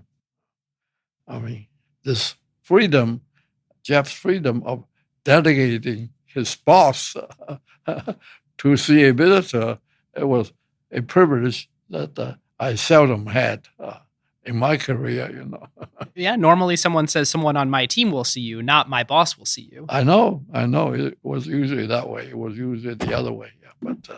But in this case, it was Jeff S. Well, anyway, so I showed up, and Tim was very nice to me and took me to lunch, or to the cafeteria, I guess, where there was a lot of food. We each picked our food and carried our tray back to his office, And anyway, he told me there's nothing to worry about because Intel just does not know how to be a foundry. That's a very short but a very satisfactory answer to me. Yeah. What is your interpretation of the meaning behind that statement? I was explaining to you, we had on technology, on manufacturing. Subconsciously, I think I interpreted Jeff's explanation to me to be the third one, customer trust, I mean, they were always very superior, Intel. Before this Apple thing, Apple and we, before Apple became our customer, I knew a lot of Intel's customers in Taiwan. All the PC makers are Intel's customer. I mean, none of them liked Intel. None of them. Intel always acted like they were the only guy. I mean, they were the only guy, for the microprocessors. Yeah. And that's for their microprocessor business. But here we're talking about the foundry business where TSMC at their extreme core does not compete with customers. And even if Intel is trying to do business in good faith, they do have the conflict where they also design chips, which is competing with Apple's chip designers or NVIDIA's chip designers or any other. Yeah, but I really don't think Tim meant that. I think Tim meant that the customer asks a lot of things. We have learned to respond to every request. Some of them were crazy. Some of them were irrational. We had to respond to each request courteously, which we do. Intel has never done that. Yeah, Intel. I mean, I said I knew a lot of customers of Intel's here in Taiwan, and none of them. They all wished that there were another supplier.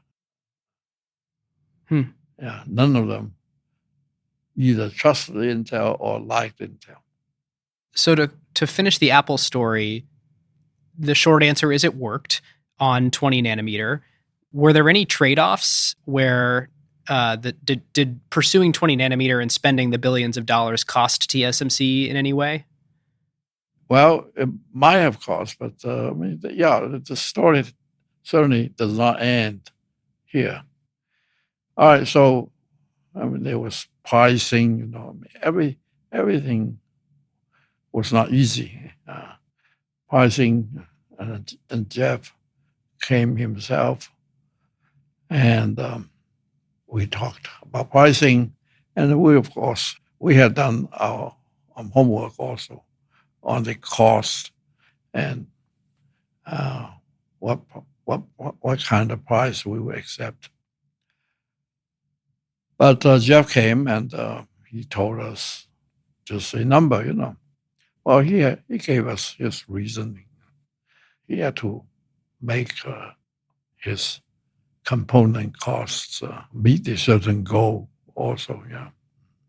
But anyway, that was settled, and Jeff said, and when the pricing was settled, I said, let's go out to dinner. We go to a Taipei 3-star restaurant for dinner. And Jeff jokingly said, if you didn't like the pricing, we'll probably could be going to a McDonald's, which was never in my mind, but he said that. Could you tell us a little more about what goes into considerations around pricing? I imagine things like the yields you think you'll be able to get hugely impact that. Sure. The cost, yeah. But the main thing that goes into pricing, of course, is the cost. And then the second thing is, of course, whether your desired price will be accepted by the customer, One thing that has occurred to me is TSMC now gets mid 50% gross margins, call it 55, 57, higher than your time. But many of your customers have 70, 80% gross margins. Yeah. TSMC is creating a lot of value. The designer is creating a lot of value. How do you sort of sort out who gets to capture the value? Well, I don't get the privilege of sorting it out now, CC Wei, I think, has the pleasure and the duty of sorting that out. Yeah. Well, I mean, as a general principle, you try to find a kind of a middle ground, which is different for every CEO. Even though every CEO who wants to protect his reputation, every CEO says, I worry about the long range. But in truth, not everyone does. So it's a very personal, how to sort these things out. I think it's a very personal issue. Now, for a lot of CEOs, there's really no choice. You have to, you have to, as a supplier, you have to accept a certain price. If it's a commodity, particularly, we have not finished with Apple yet. Yeah. Please. Let's finish Apple. Yeah. Now, I think you were asking whether there was any Trade-offs. trade-offs. Well, the trade-off, there was a pretty significant, serious trade-off, and that was the detour that I said, we took. We at that time, back in the 2011, 2012 time, our R&D was not strong enough to do 2 nodes at the same time. Now we are, but back then we weren't. So the trade-off of accepting the 20-node technology was that we delayed our 16-node development. And then Samsung came up with the 16. They had lost the 20 business, so they went ahead of us in the 16 nanometer development. Because they got to skip 20. So because they didn't get it 20, okay? They didn't need to develop 20. So I got a shock. I mean, it was a real shock when I heard that Apple had placed their first orders of 16 with Samsung. Now, that was a real shock. We invested so much, even though we took only half of their original demand. It was still tens of billions of dollars, I think. And we were counting on it being at least 80, 90% of the equipment being converted to 16. And now, if Apple went to Samsung for the 16, where did that leave us? Do you understand what I'm saying? Oh, yes. Yeah. It sounds horrible. Yeah. So I would feel like I got tricked. Well, I wouldn't say that, okay, but I was really shocked. That was so. I emailed Jeff Williams right away, and I said, we invested in all these equipment, and we were counting on you to take the 16 from us. But now, we found out you were buying 16, the first 16s anyway, from Samsung. So Jeff replied immediately, "Don't worry. I'll be here. I'll be there. I'll be in Hsinchu next week and explain to you." So that made me, that relieved me a little, but certainly not completely. But next week, he did show up, and he explained to us. He said, "Well, as soon as you're ready with your 16, we'll buy from you. We'll buy all of the needs from you when you're ready." Now, of course, that completely relieves me, because that's what we're supposed to do anyway, So indeed, what he said was true.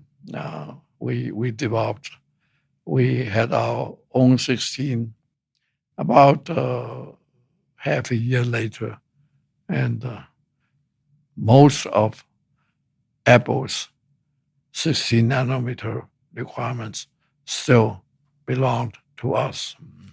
Yeah. Most, yeah. I can imagine the shock that you must have had. At the same time, this also, again, just illustrates the brilliance of TSMC and the pure play foundry business model. Samsung is Apple's chief competitor. Yeah. I know. It was I said in the autobiography, sitting in Hsinchu, being in the foundry business, I actually see a lot of things before they actually happen. So let me tell you the IBM Qualcomm story. Please. Now, Qualcomm, we consider Qualcomm to be a prime candidate to be our customer. We really wanted Qualcomm because we knew they were a technology house. What year was this? This was way back, when we started in the 90s anyway, yeah. And they were part of that initial wave of fabless companies. Yes. They started, Irwin Jacobs started Qualcomm actually before I started TSMC. TSMC started in 87. Qualcomm, I think, was a few years before that. Yep. So we, in the 90s, early 90s, all the way up to 97, maybe 96, 97, all the way up to the latter part of the 90s. We wanted Qualcomm to be a customer. And now I saw their operations VP. That's what our customers call their purchasing people now. Operations VP, operations senior VP. And I saw him often, and he was always pretty polite, but he gave us very little business. And I also knew that his main foundry was IBM. Now, sometime in the later 90s, I forgot whether it was 97 or 98, suddenly he started to tell me that he would use us now. He didn't even tell me who our competitor was, who our competitor had been, but I kind of knew that it was IBM from other sources of intelligence.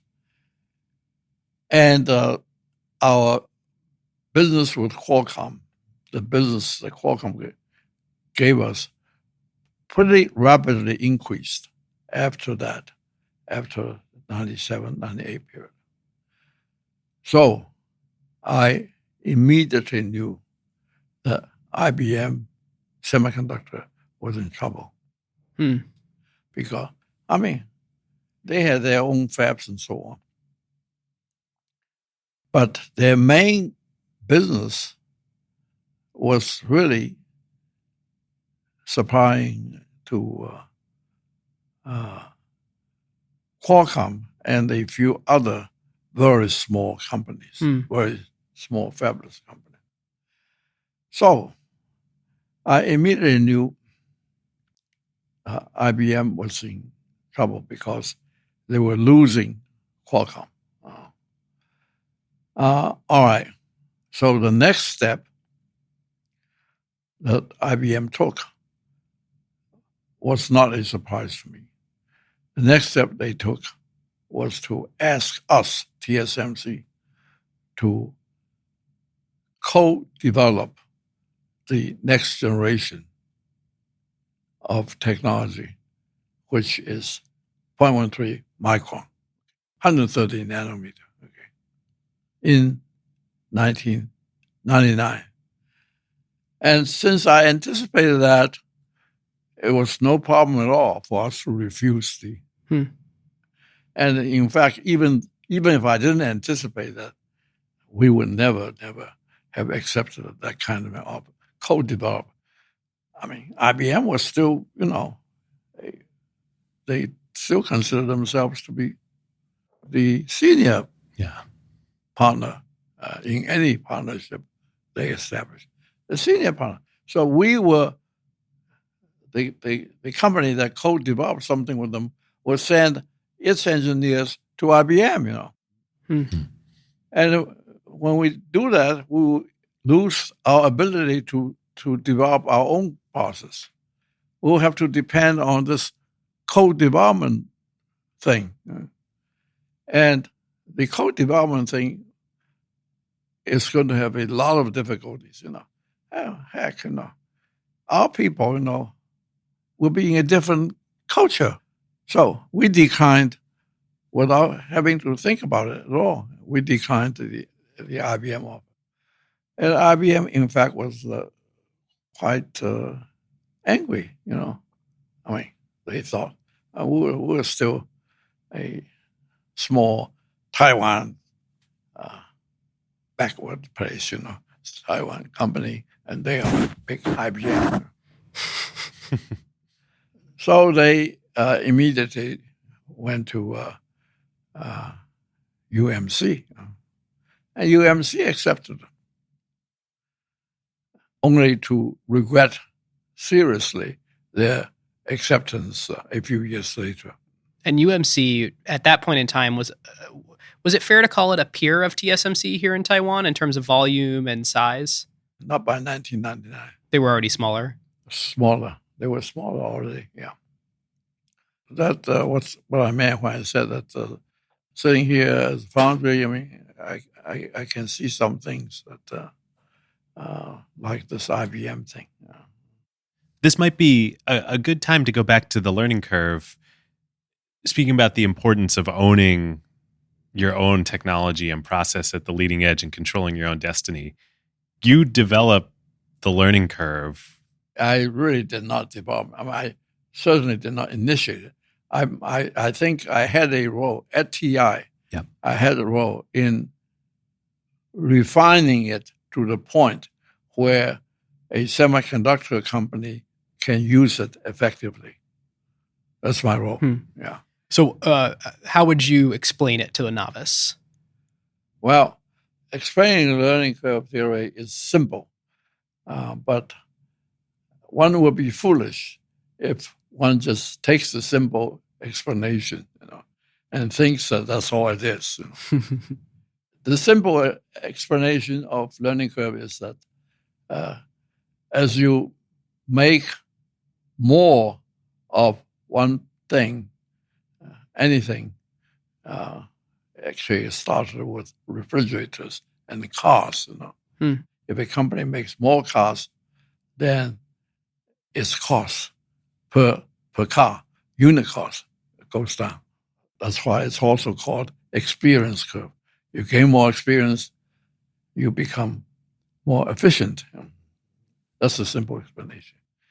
But if one just takes that simple explanation and thinks that's all it is about, then you really haven't learned anything at all. All right. Anyway, the learning curve. Well, Bruce Henderson, who is now considered the father of strategies. Founded Boston Consulting Group. Yeah, he was the founder of Boston Consulting Group. And now, there's a branch in business economics that's called competitive strategy or something. Yeah, competitive strategy, I guess. And Michael Porter was at one time considered a big figure in this competitive strategy. He wrote 3 or 4 books, big books, 700 pages each, I have all of them. his original competitive strategy memo, I think it's like 20 pages, is still some of the best business writing ever. Just Whose? Michael Porter. Ah. Well, good. Who was a director of TSMC at one point, yeah, right? Right. Yeah. Yeah. And I had a story about him in my autobiography too, which because of time, we probably won't go into. Not Michael Porter, but Bruce Henderson. We will talk about him. He is now considered to be the father of the competitive strategy. He came to Texas Instruments one day in, I think, around 1970. Or I should say, he first called the TI CEO, Mark Shepard, and told him that Boston Consulting Group, he had founded the Boston Consulting Group, and we have BCG has a experience curve theory that would benefit semiconductor industry. And TI was the largest company in the semiconductor industry then. And with Mark Shepard, like a presentation of this theory. Mark Shepard said yes. So Bruce Henderson brought Bill Bain, you probably know that name, with him and came to Dallas and made a presentation. And Mark Shepard invited the COO, and me to attend the presentation. And it was a very eloquent presentation because, Bruce Henderson was a very eloquent man. And Bill Bain was on the side, apparently Bruce Henderson's protege. Anyway, Mark Shepard was impressed, and he decided that TI would work with BCG on this learning curve theory.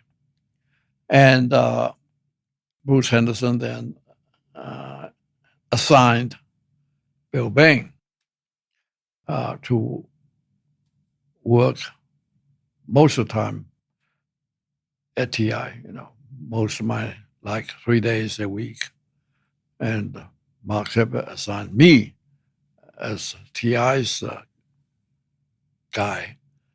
So Bill Bain and I became partners. And I assigned Bill Bain a small office very close to my office at TI in the same building, and a small office because he needed a lot of things from me. He needed permission to get our costs, our prices. We had a lot of families of integrated circuits and transistors, he had a lot of requests. So it was easier if he was nearby. And every time when he arrived at some interesting, useful conclusions, he would also discuss them with me. So we had a very pleasant association for, I would think, 2 years, maybe even more.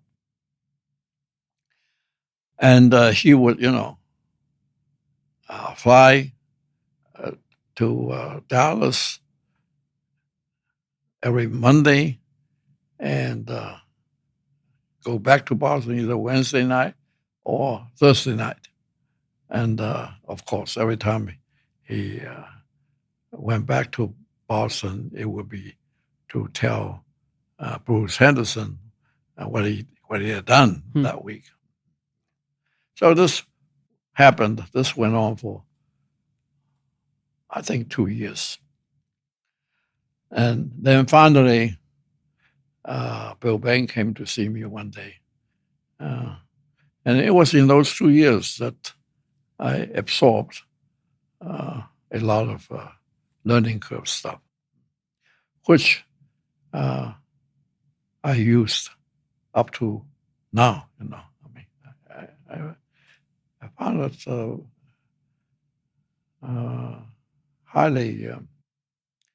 highly fruitful, just as a thinking tool. Yeah. Yeah. It seems so fundamental to the industry that you want to get through the low volume period as fast as you can. Yeah. Ideally, you spend no time in the Yeah. low volume period. Yeah. And it seems like over time, all the returns in the industry, all the winner is the one with all the volume, because they'll just have the lowest prices, and there's a flywheel where once you have the lowest prices, you get all the business, then you can reinvest that in the next node. Right. It's almost... Yeah, right. I couldn't have told you that TSMC was going to be the winner, but once you internalize the learning curve and globalization, Yeah. you can sort of intuit Yeah. that in the future there will be one winner Yeah. in semiconductor manufacturing.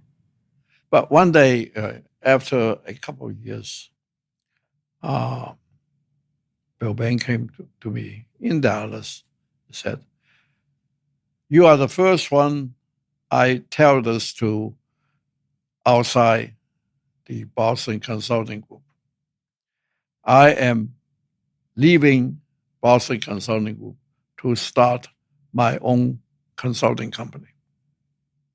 So I said, "Why?" I said, obviously Bruce Henderson thinks very highly of you. And Bill Bain said, "Yes, but there is the growth imperative." That's the first time I heard that term, growth imperative. He meant for him personally. Yeah, for him personally. Well, anyway, that was that. All right, listeners. Now is a great time to thank our longtime friend of the show, ServiceNow. If you are running a large enterprise, AI agents are likely spread across every team, and deploying them is no longer the hard part. Yeah. The hard part is knowing what permissions they have, what employees are using them for, or what decisions AI is making.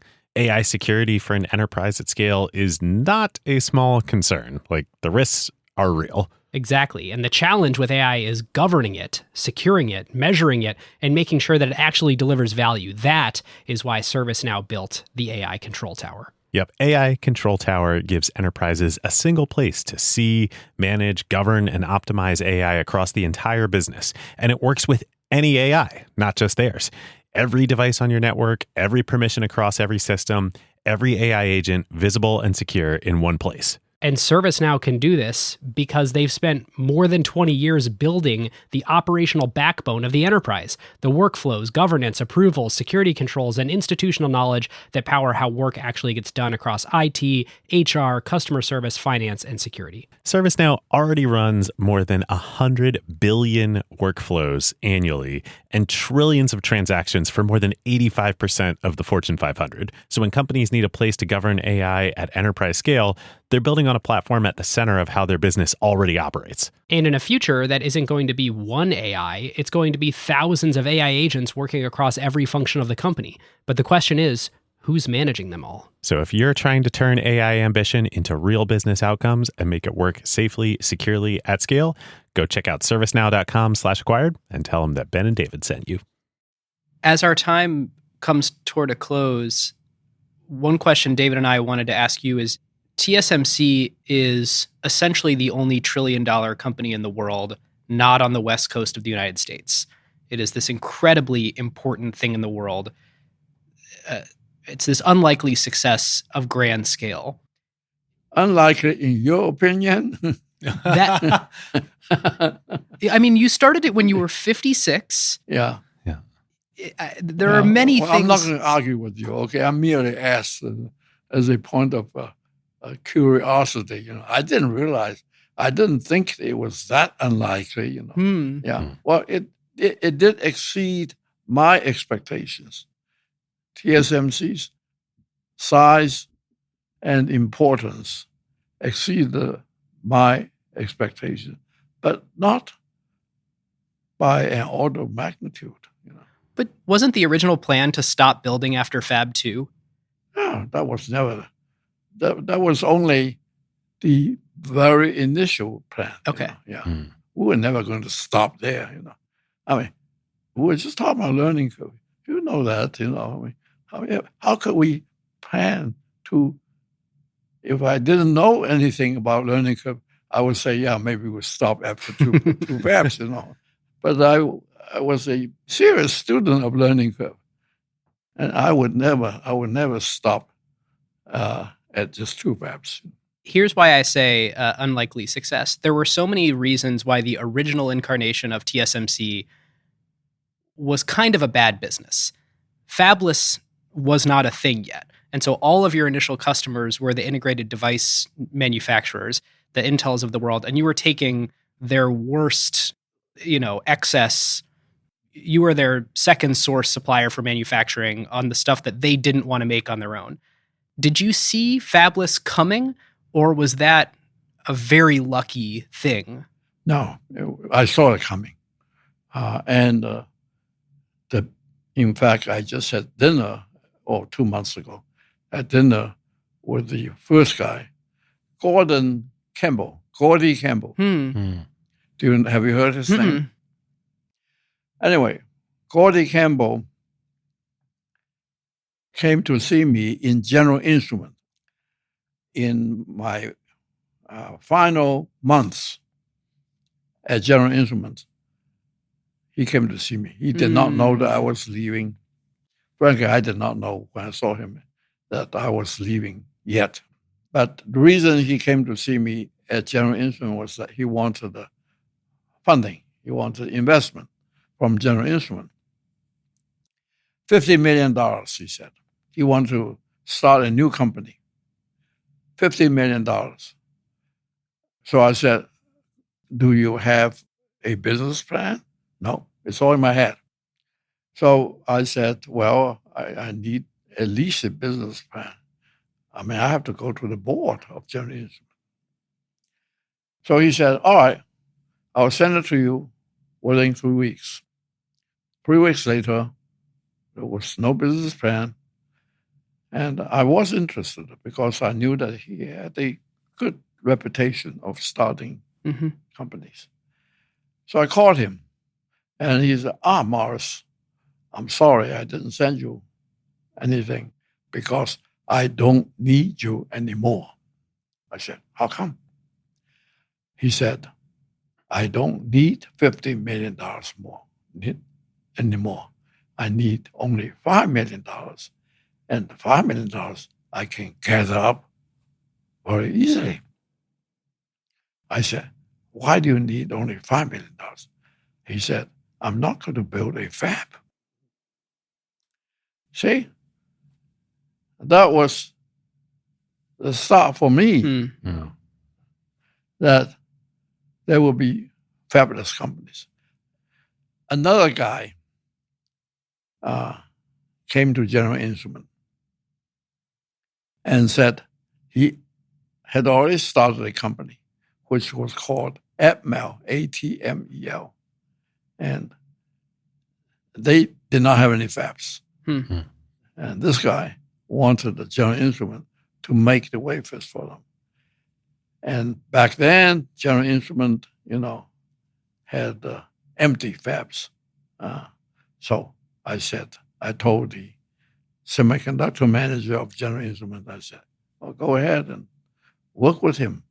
Don Valentine, who I'm sure you knew. I knew him, He had a great quote when asked about starting Sequoia. And he said, well, I had an advantage.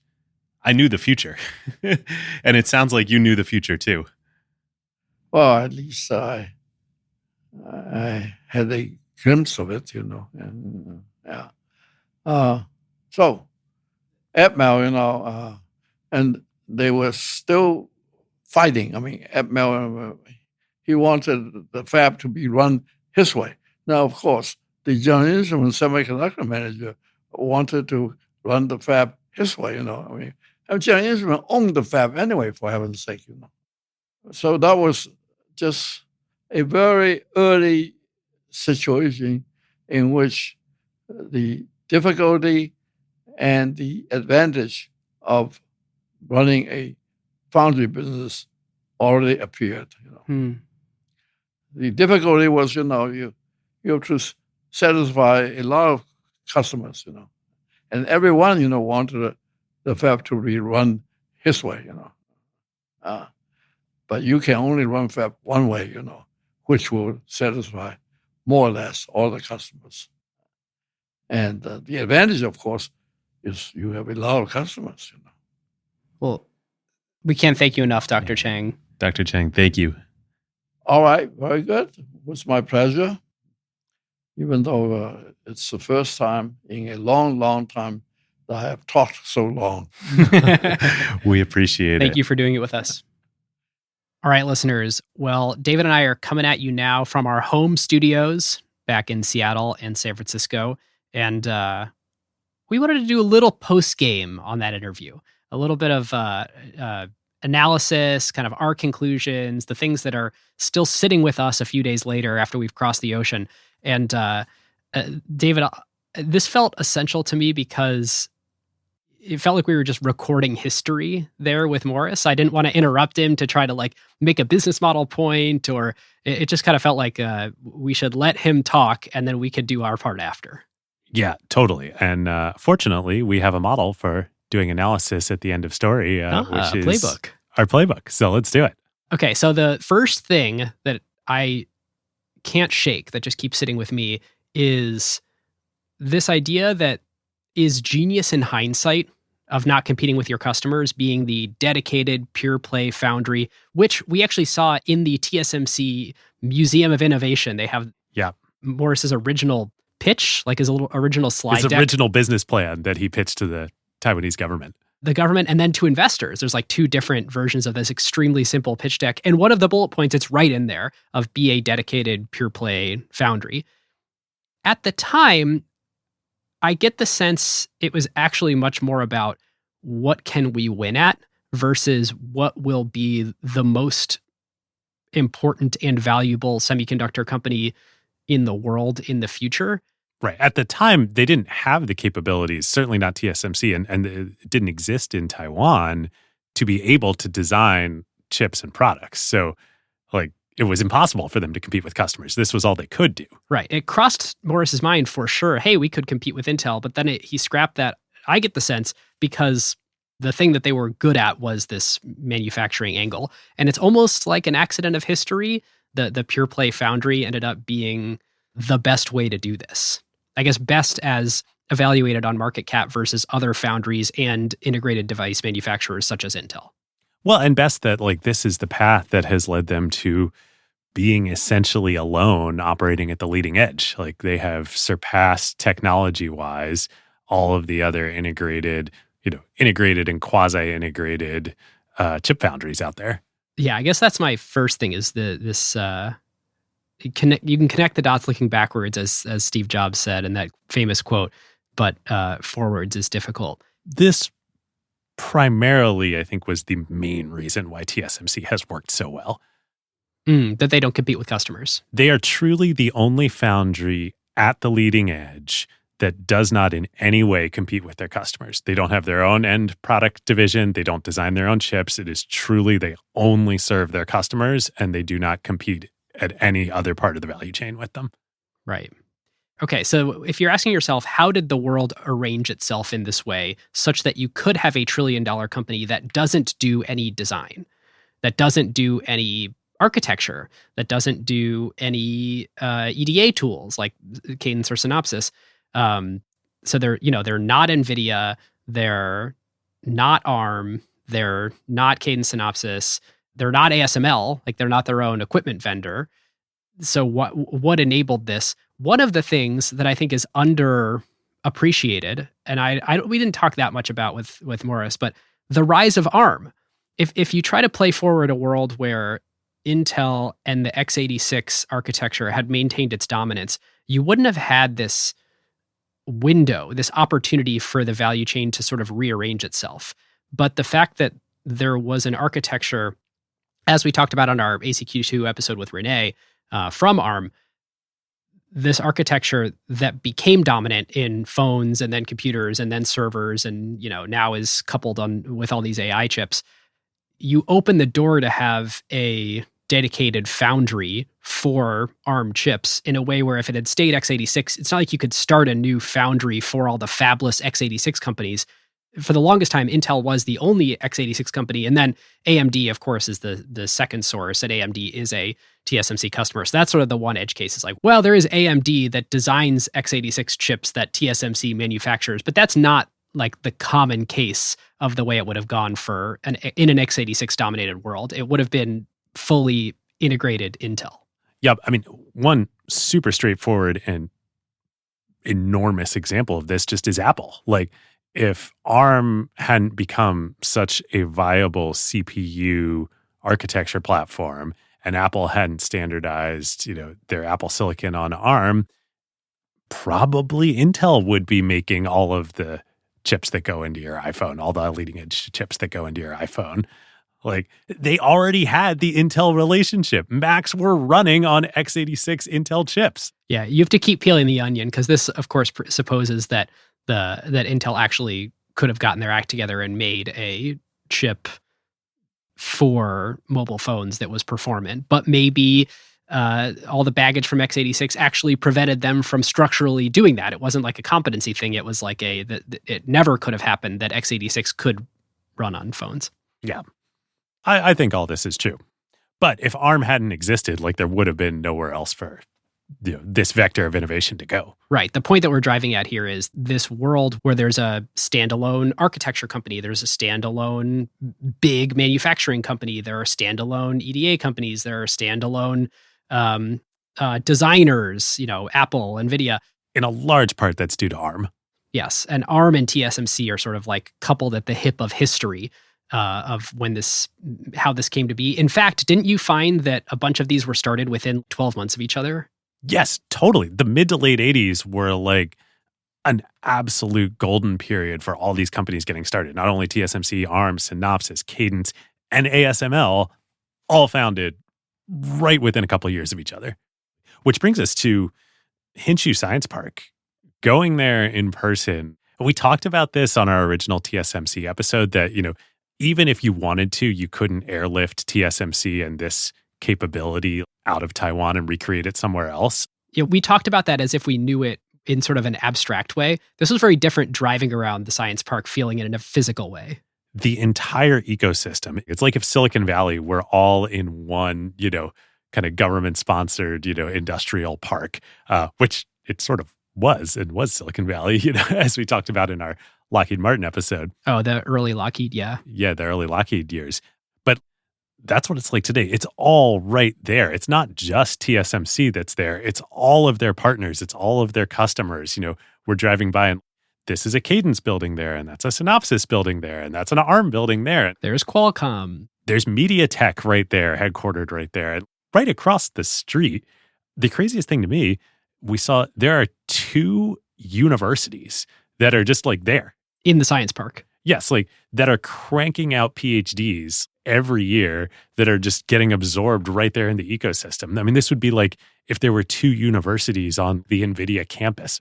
The thing that really jumped out to me is you always hear people talk about how integrated this ecosystem is with each other, that, Synopsys has to be closely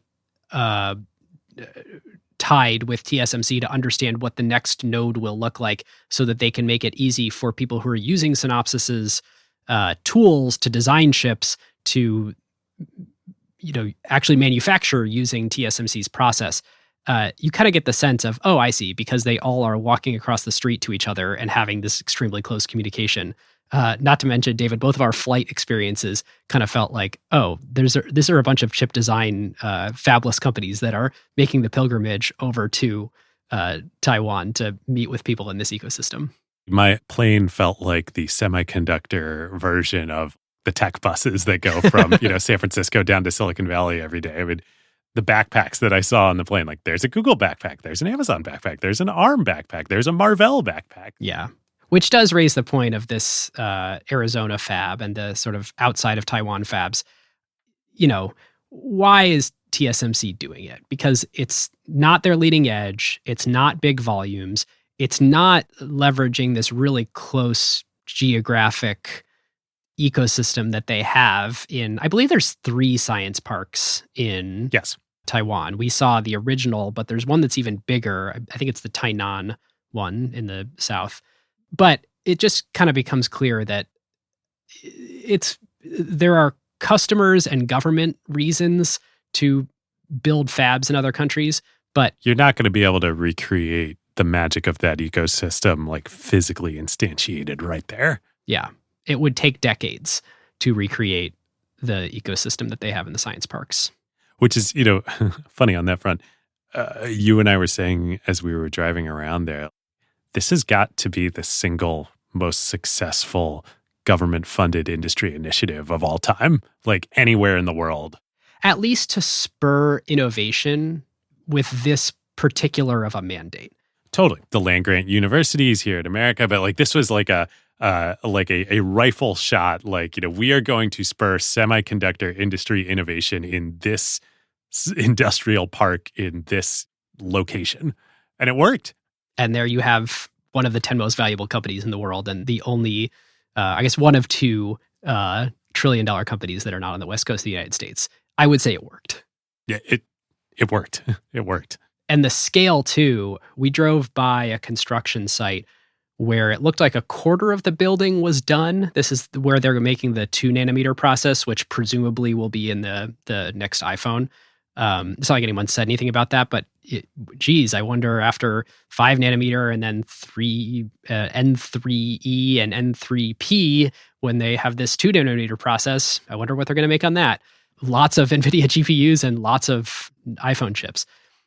Massive building. Phase 1 was open, which I think is a quarter of the building, but then there's 3 other phases for this 2-nanometer facility that are not even ready for prime time yet. But I think they're actually doing the small production runs, getting ready to ramp in the second half of this year on the 2-nanometer process.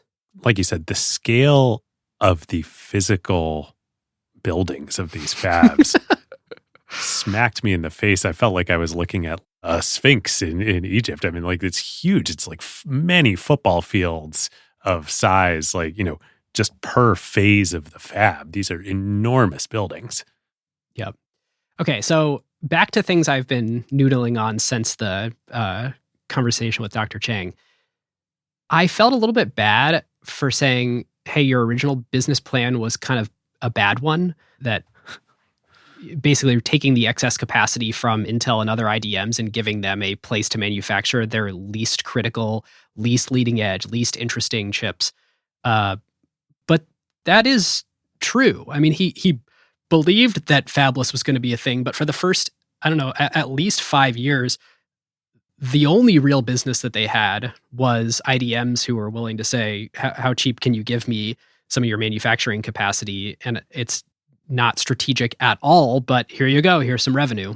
This is a major difference in Intel's fab strategy versus TSMC. Intel is constantly taking their existing fab footprint and repurposing it and upgrading it for the leading edge, which, on the one hand is great. It's utilizing their assets, for the most valuable, highest valuable products. On the other hand, though, they then lose the manufacturing capabilities for older process node generations. And it's not like demand goes away for those chips and those products. It does. It just does slowly. It does slowly. Yeah. And I mean, replacement parts is a great example. There are technology systems and products, manufacturing things, even automobiles built 10, 20, 30 years ago that have specific chips that were made with old process technology that when they break and they need replacing, you need those exact same chips. So this is the business that TSMC started in. Right. So that is the fundamental philosophical difference is I think Fab 1 belonged to ITRI, the government, where Morris was president of that organization before taking the helm at TSMC. Fabs 2 and 3 were the first TSMC specific fabs that they built, and they're still running from the late 80s. And In addition to the old replacement parts, there are still applications for older nodes. If you're in this world of 40 nanometers and up, and 1 micron, and I don't know all the names of the previous generations, but the less high resolution etching on silicon, CMOS sensors are great examples of that. The cameras that we're talking into right now that have these great Sony sensors, those don't require a 2 nanometer process, but they do require etching the same way that you would etch a chip. And so that's a specialty use case of TSMC's older fabs, which, by the way, on an accounting basis, are fully depreciated. So they're almost like free to run. Right. All the capital expenditure. Now, there's maintenance CapEx that Sure. needs to go into it, of course. But like the initial CapEx, yes, fully depreciated. You're just getting like essentially very, very high margin dollars out of those old fabs. Right. And it's not that it's a better or worse decision than what Intel has historically decided to do, but it is a different one. Intel is going to keep closing the old stuff so they can own a smaller footprint and keep all the equipment and everything focused on making the latest and greatest. Just not what TSMC does. Totally. But that point of, I'm obsessed with this idea that it was funny that Morris went on the record and said, no, I knew fabless was coming. And he had a couple of great anecdotes about that, which is funny because in older interviews, sometimes he goes, oh, the timing was a little lucky on when fabless happened. But I think he even said to Jensen, in the first few years of TSMC, growth wasn't very high because we were waiting for the customers to emerge. But it really is this idea that he saw the future, he made a bet, and he did kind of a crappy business to build up competency, capability, volume. Capacity. Yeah, exactly. To build up literal fabs. Right, to be there when the fabless revolution happened. And I don't know, I think he was within 12 months of when he thought it would happen. But it is crazy that when, especially in his memoir, you're reading the story about the early customers, year 5, year 6, year 7, the majority of the business is still not fabless. It's someone else's, worst orders. Which that actually gets to the heart of learning curve pricing that we spoke about with Morris. We brought it up sort of like tangentially with him, but it's probably worth dwelling on what is the learning curve. Yeah, the core insight of the learning curve from BCG, Bill Bain and Morris that they all developed together. Which, by the way, how crazy is it? The founders of BCG and Bain are the ones who sort of co-developed this, or at least named it and formalized it with Morris when he was at TI. Totally. The insight is that like the goal that you are playing for is to be the largest volume player kind of at the end of the game. So if you take that as a given of like, if we get to be the largest volume player, this is a fixed cost business, this is a scale economies business, we can spread that fixed cost over the maximum number of customers. How do we get to the maximum number of customers in the early stages of the game where it's more competitive? We accelerate the pricing to where we think it will get to at the end of the game. So that's why doing these price cuts and also starting low with your prices. Like you can even start unprofitable with your prices in the early days in a given node generation because the goal is crowd out the competition, become the industry dominant number one player, get all the customers. Once you aggregate that demand, then you get the scale and then you can get the economies of scale pricing. But just like get to that as fast as possible is the name of the game. Yeah, it works backwards from, it actually involves a lot of market sizing. At maturity on this node, what do we think demand will be for, call it 40 nanometer? How many orders of individual chips will there be in 40 nanometer? Okay, well, to have the cheapest price for customers, we need to do the biggest ordering. And so then it's just a matter of like, how fast can we get into volume production? Yep. Everyone sort of intuitively grasps this, economies of scale. But the implications across your whole business, your pricing strategy, the way, like strategic finance, when do you decide to take on debt? When do you not? When do you decide to take on more shareholders? It's this incredible orchestration to make it happen. It's almost Costco-like in the ballet that has to go into this. Right. I mean, the example from Apple, we are about to go get the absolute whale customer, and we have to balance taking on all of their order, which the learning curve would tell you want to get the deepest down the learning curve possible. We should go take all their order. But that kind of exposes you to existential risk in your business when you're not, within spitting distance of doing that volume on your own. So is it really worth betting the entire company?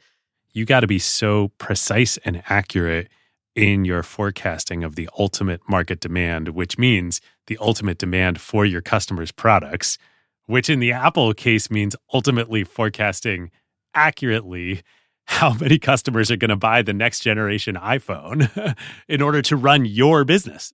Right. Or in NVIDIA's case, how big is AI going to be? This is kind of a crazy thing for a manufacturer to have to do, to have that crystal ball into the end market markets, their customers' markets. But they really do need to make bets on how big those markets are going to be. Yep. Because if you're off by 5-10%, that's going to tank your entire profitability for that node generation, which is going to tank your free cash flow, which is going to mean you can't play the game in the next turn. To this point, though, if you actually are good at all of this and you are good at forecasting and the execution is flawless, once you internalize the learning curve, the story of TSMC goes from one where it's surprising and unlikely and it becomes an inevitability. Of course, the company that is taking on all the orders to have the lowest prices. Right. Of course, this will be the end state of this industry, is to have a dominant player. Like right now, it costs, I don't know, on the order of $20 billion to build a new fab. Eventually, it will cost $40 billion, $80 billion, $100 billion. How many players are really going to be left standing with the ability to deploy $100 billion to build a building with some machines in it? This market has natural monopoly characteristics. Yep. And that's just the CapEx side of the equation. As we talked about with Dr. Chang, there's also the R&D side of the equation that needs to go into creating the next process node that can, be built on that CapEx. Yeah, it is crazy that if you just look at every year, the CapEx versus the net income of this company, they basically spend all the money, not all the money, but their CapEx grows in a very similar way, if you look at the bar graph, to their net income from the year. And so that is even before R&D. David, to your point, if they're looking around at competitors, at other foundries, and saying, okay, how much can we invest? They can invest more than anyone else because they have the most volume. And then on top of that, they are also spending in a separate bucket of R&D on the technology for their manufacturing processes. And that's how you get CoWoS, which is the technology that they use for packaging for AI chips. That's their, proprietary thing, which, by the way, once you have proprietary packaging, then it's even harder for customers to go and, double source, double manufacture elsewhere. They have a similar technology for packaging of mobile chips that doesn't use CoWoS.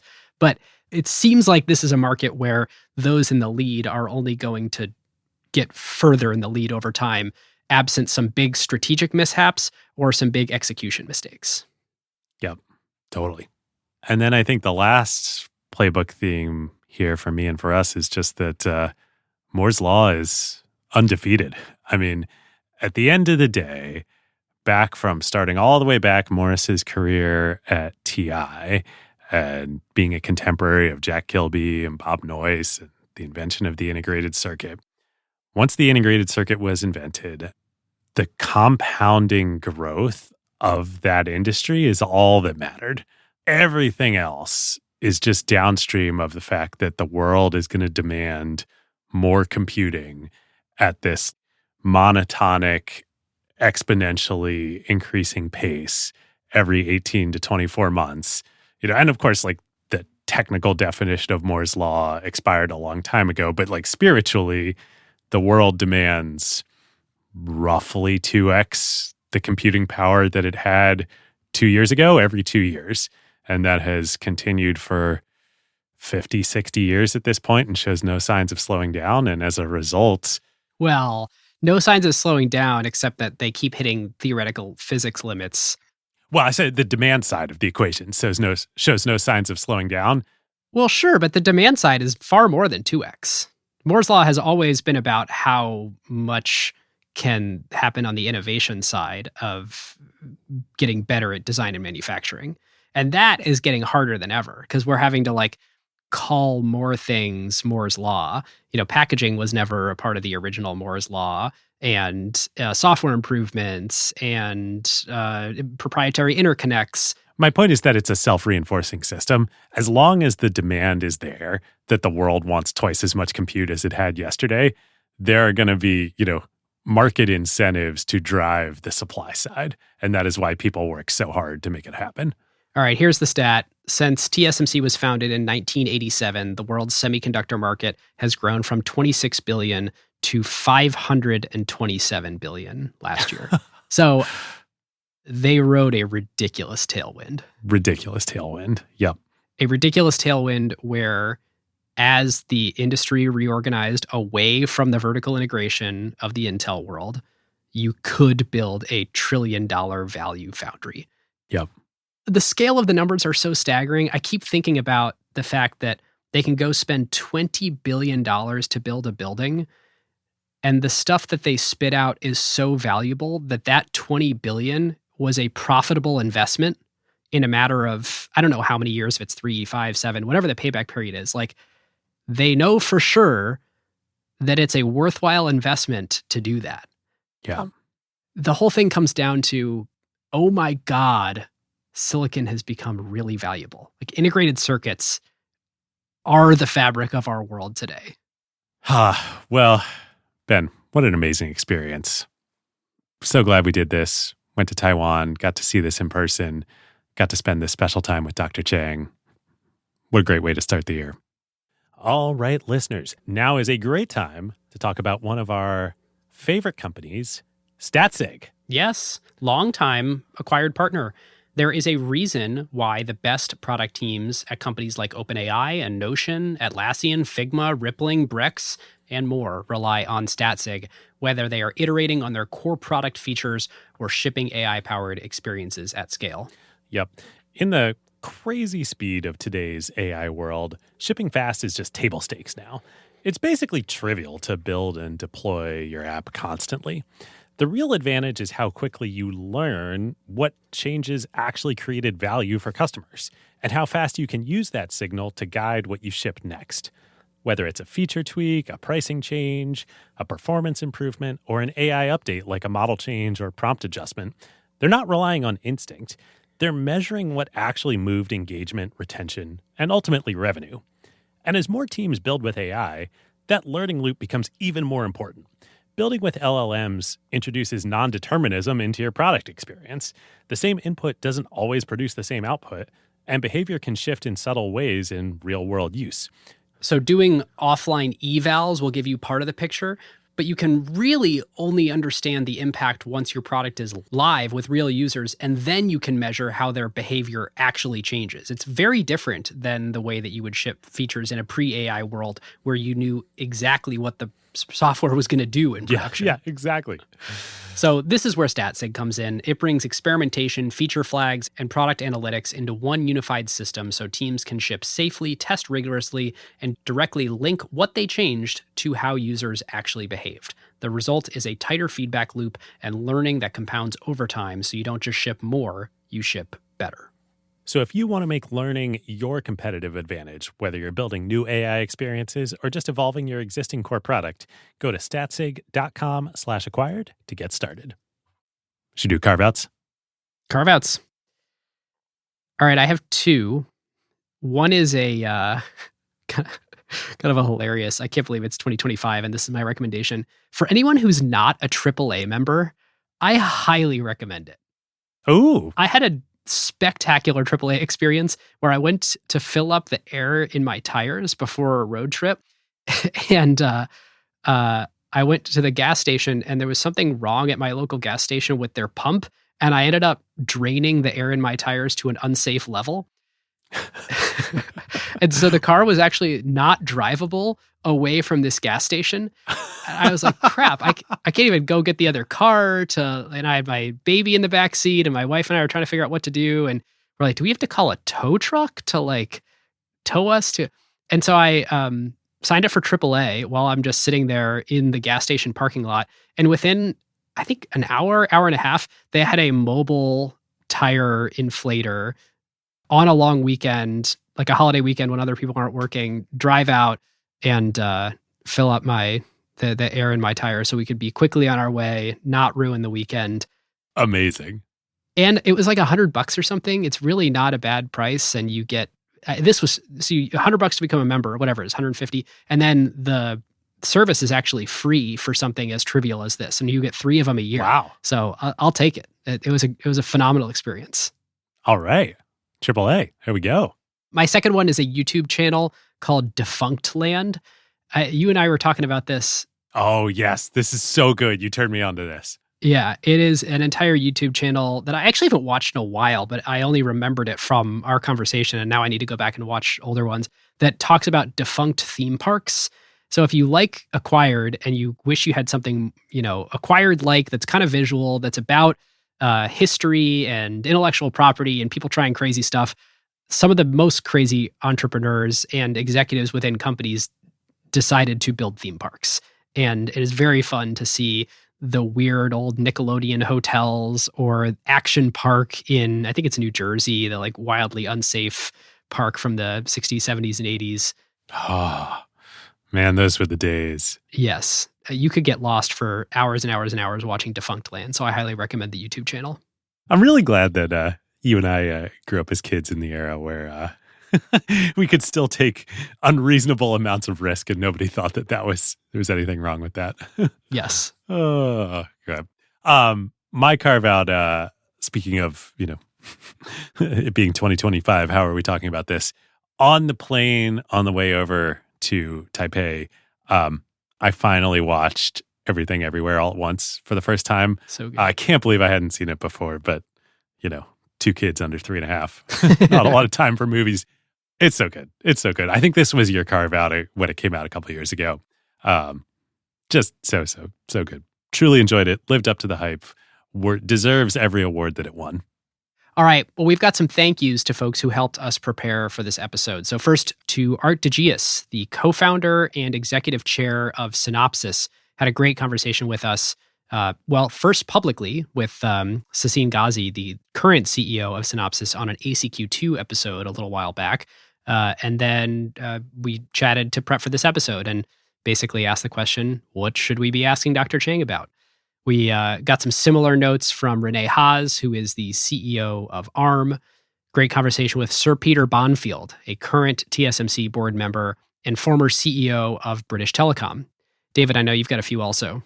Also to Wally Rines, the former CEO of Mentor Graphics. Wally is a legend in the semiconductor industry, almost on par with Dr. Chang. They were contemporaries at TI back in the day. And to John Bathgate and Brinton Johns from NZS Capital, our go-to folks on anything semiconductors. I think they were even more excited than we were that we were doing this, and that we got to talk to them about it. Yes. Also past acquired guests. I think that episode holds up really well, where we did, semiconductor and complexity theory with them. Totally. And actually, John is the one originally who explained to me how EUV lasers work, which is still one of the most impressive accomplishments in human history.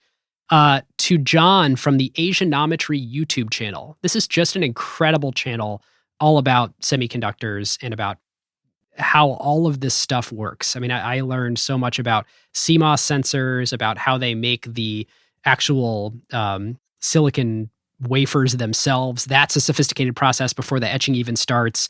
He's just got some awesome videos on the Asianometry YouTube channel.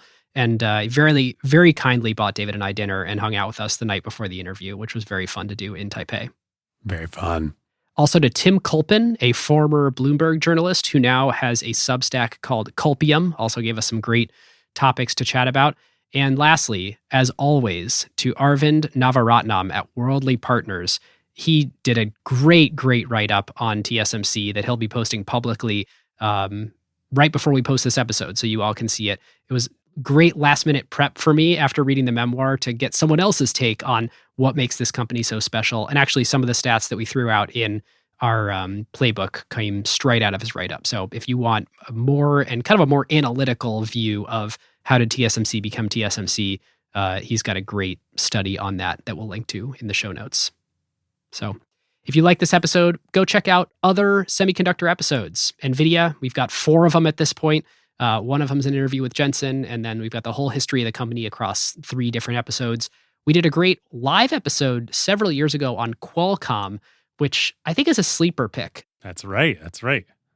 Total sleeper pick. Amazing story. Irwin Jacobs, one of the greatest entrepreneurs in American history. Yes, and our diving into how CDMA works was one of the most fun technical explanations I've ever done on an Acquired episode. So if you want to understand how all of our cell phones work, go check out the Qualcomm episode. Or of course, if you did not last week, listen to the TSMC Remastered episode. I don't know how you got this far without listening to that, but you should go listen to that. After this episode, check out ACQ2. We've been talking about this episode with Synopsys. There's one with Renee Haas from ARM Holdings that we did. It's our most recent episode, so it's spectacular. And if you're interested in semis, go check that out. Come talk about this episode with us in the Slack, acquired.fm/Slack. And if you want to know when a future episode drops, you can sign up at acquired.fm/email, and you'll also get episode corrections and hints at what the next episode will be. So with that, listeners, we'll see you next time. We'll see you next time. Who got the truth? Is it you? Is it you? Is it you? Who got the truth?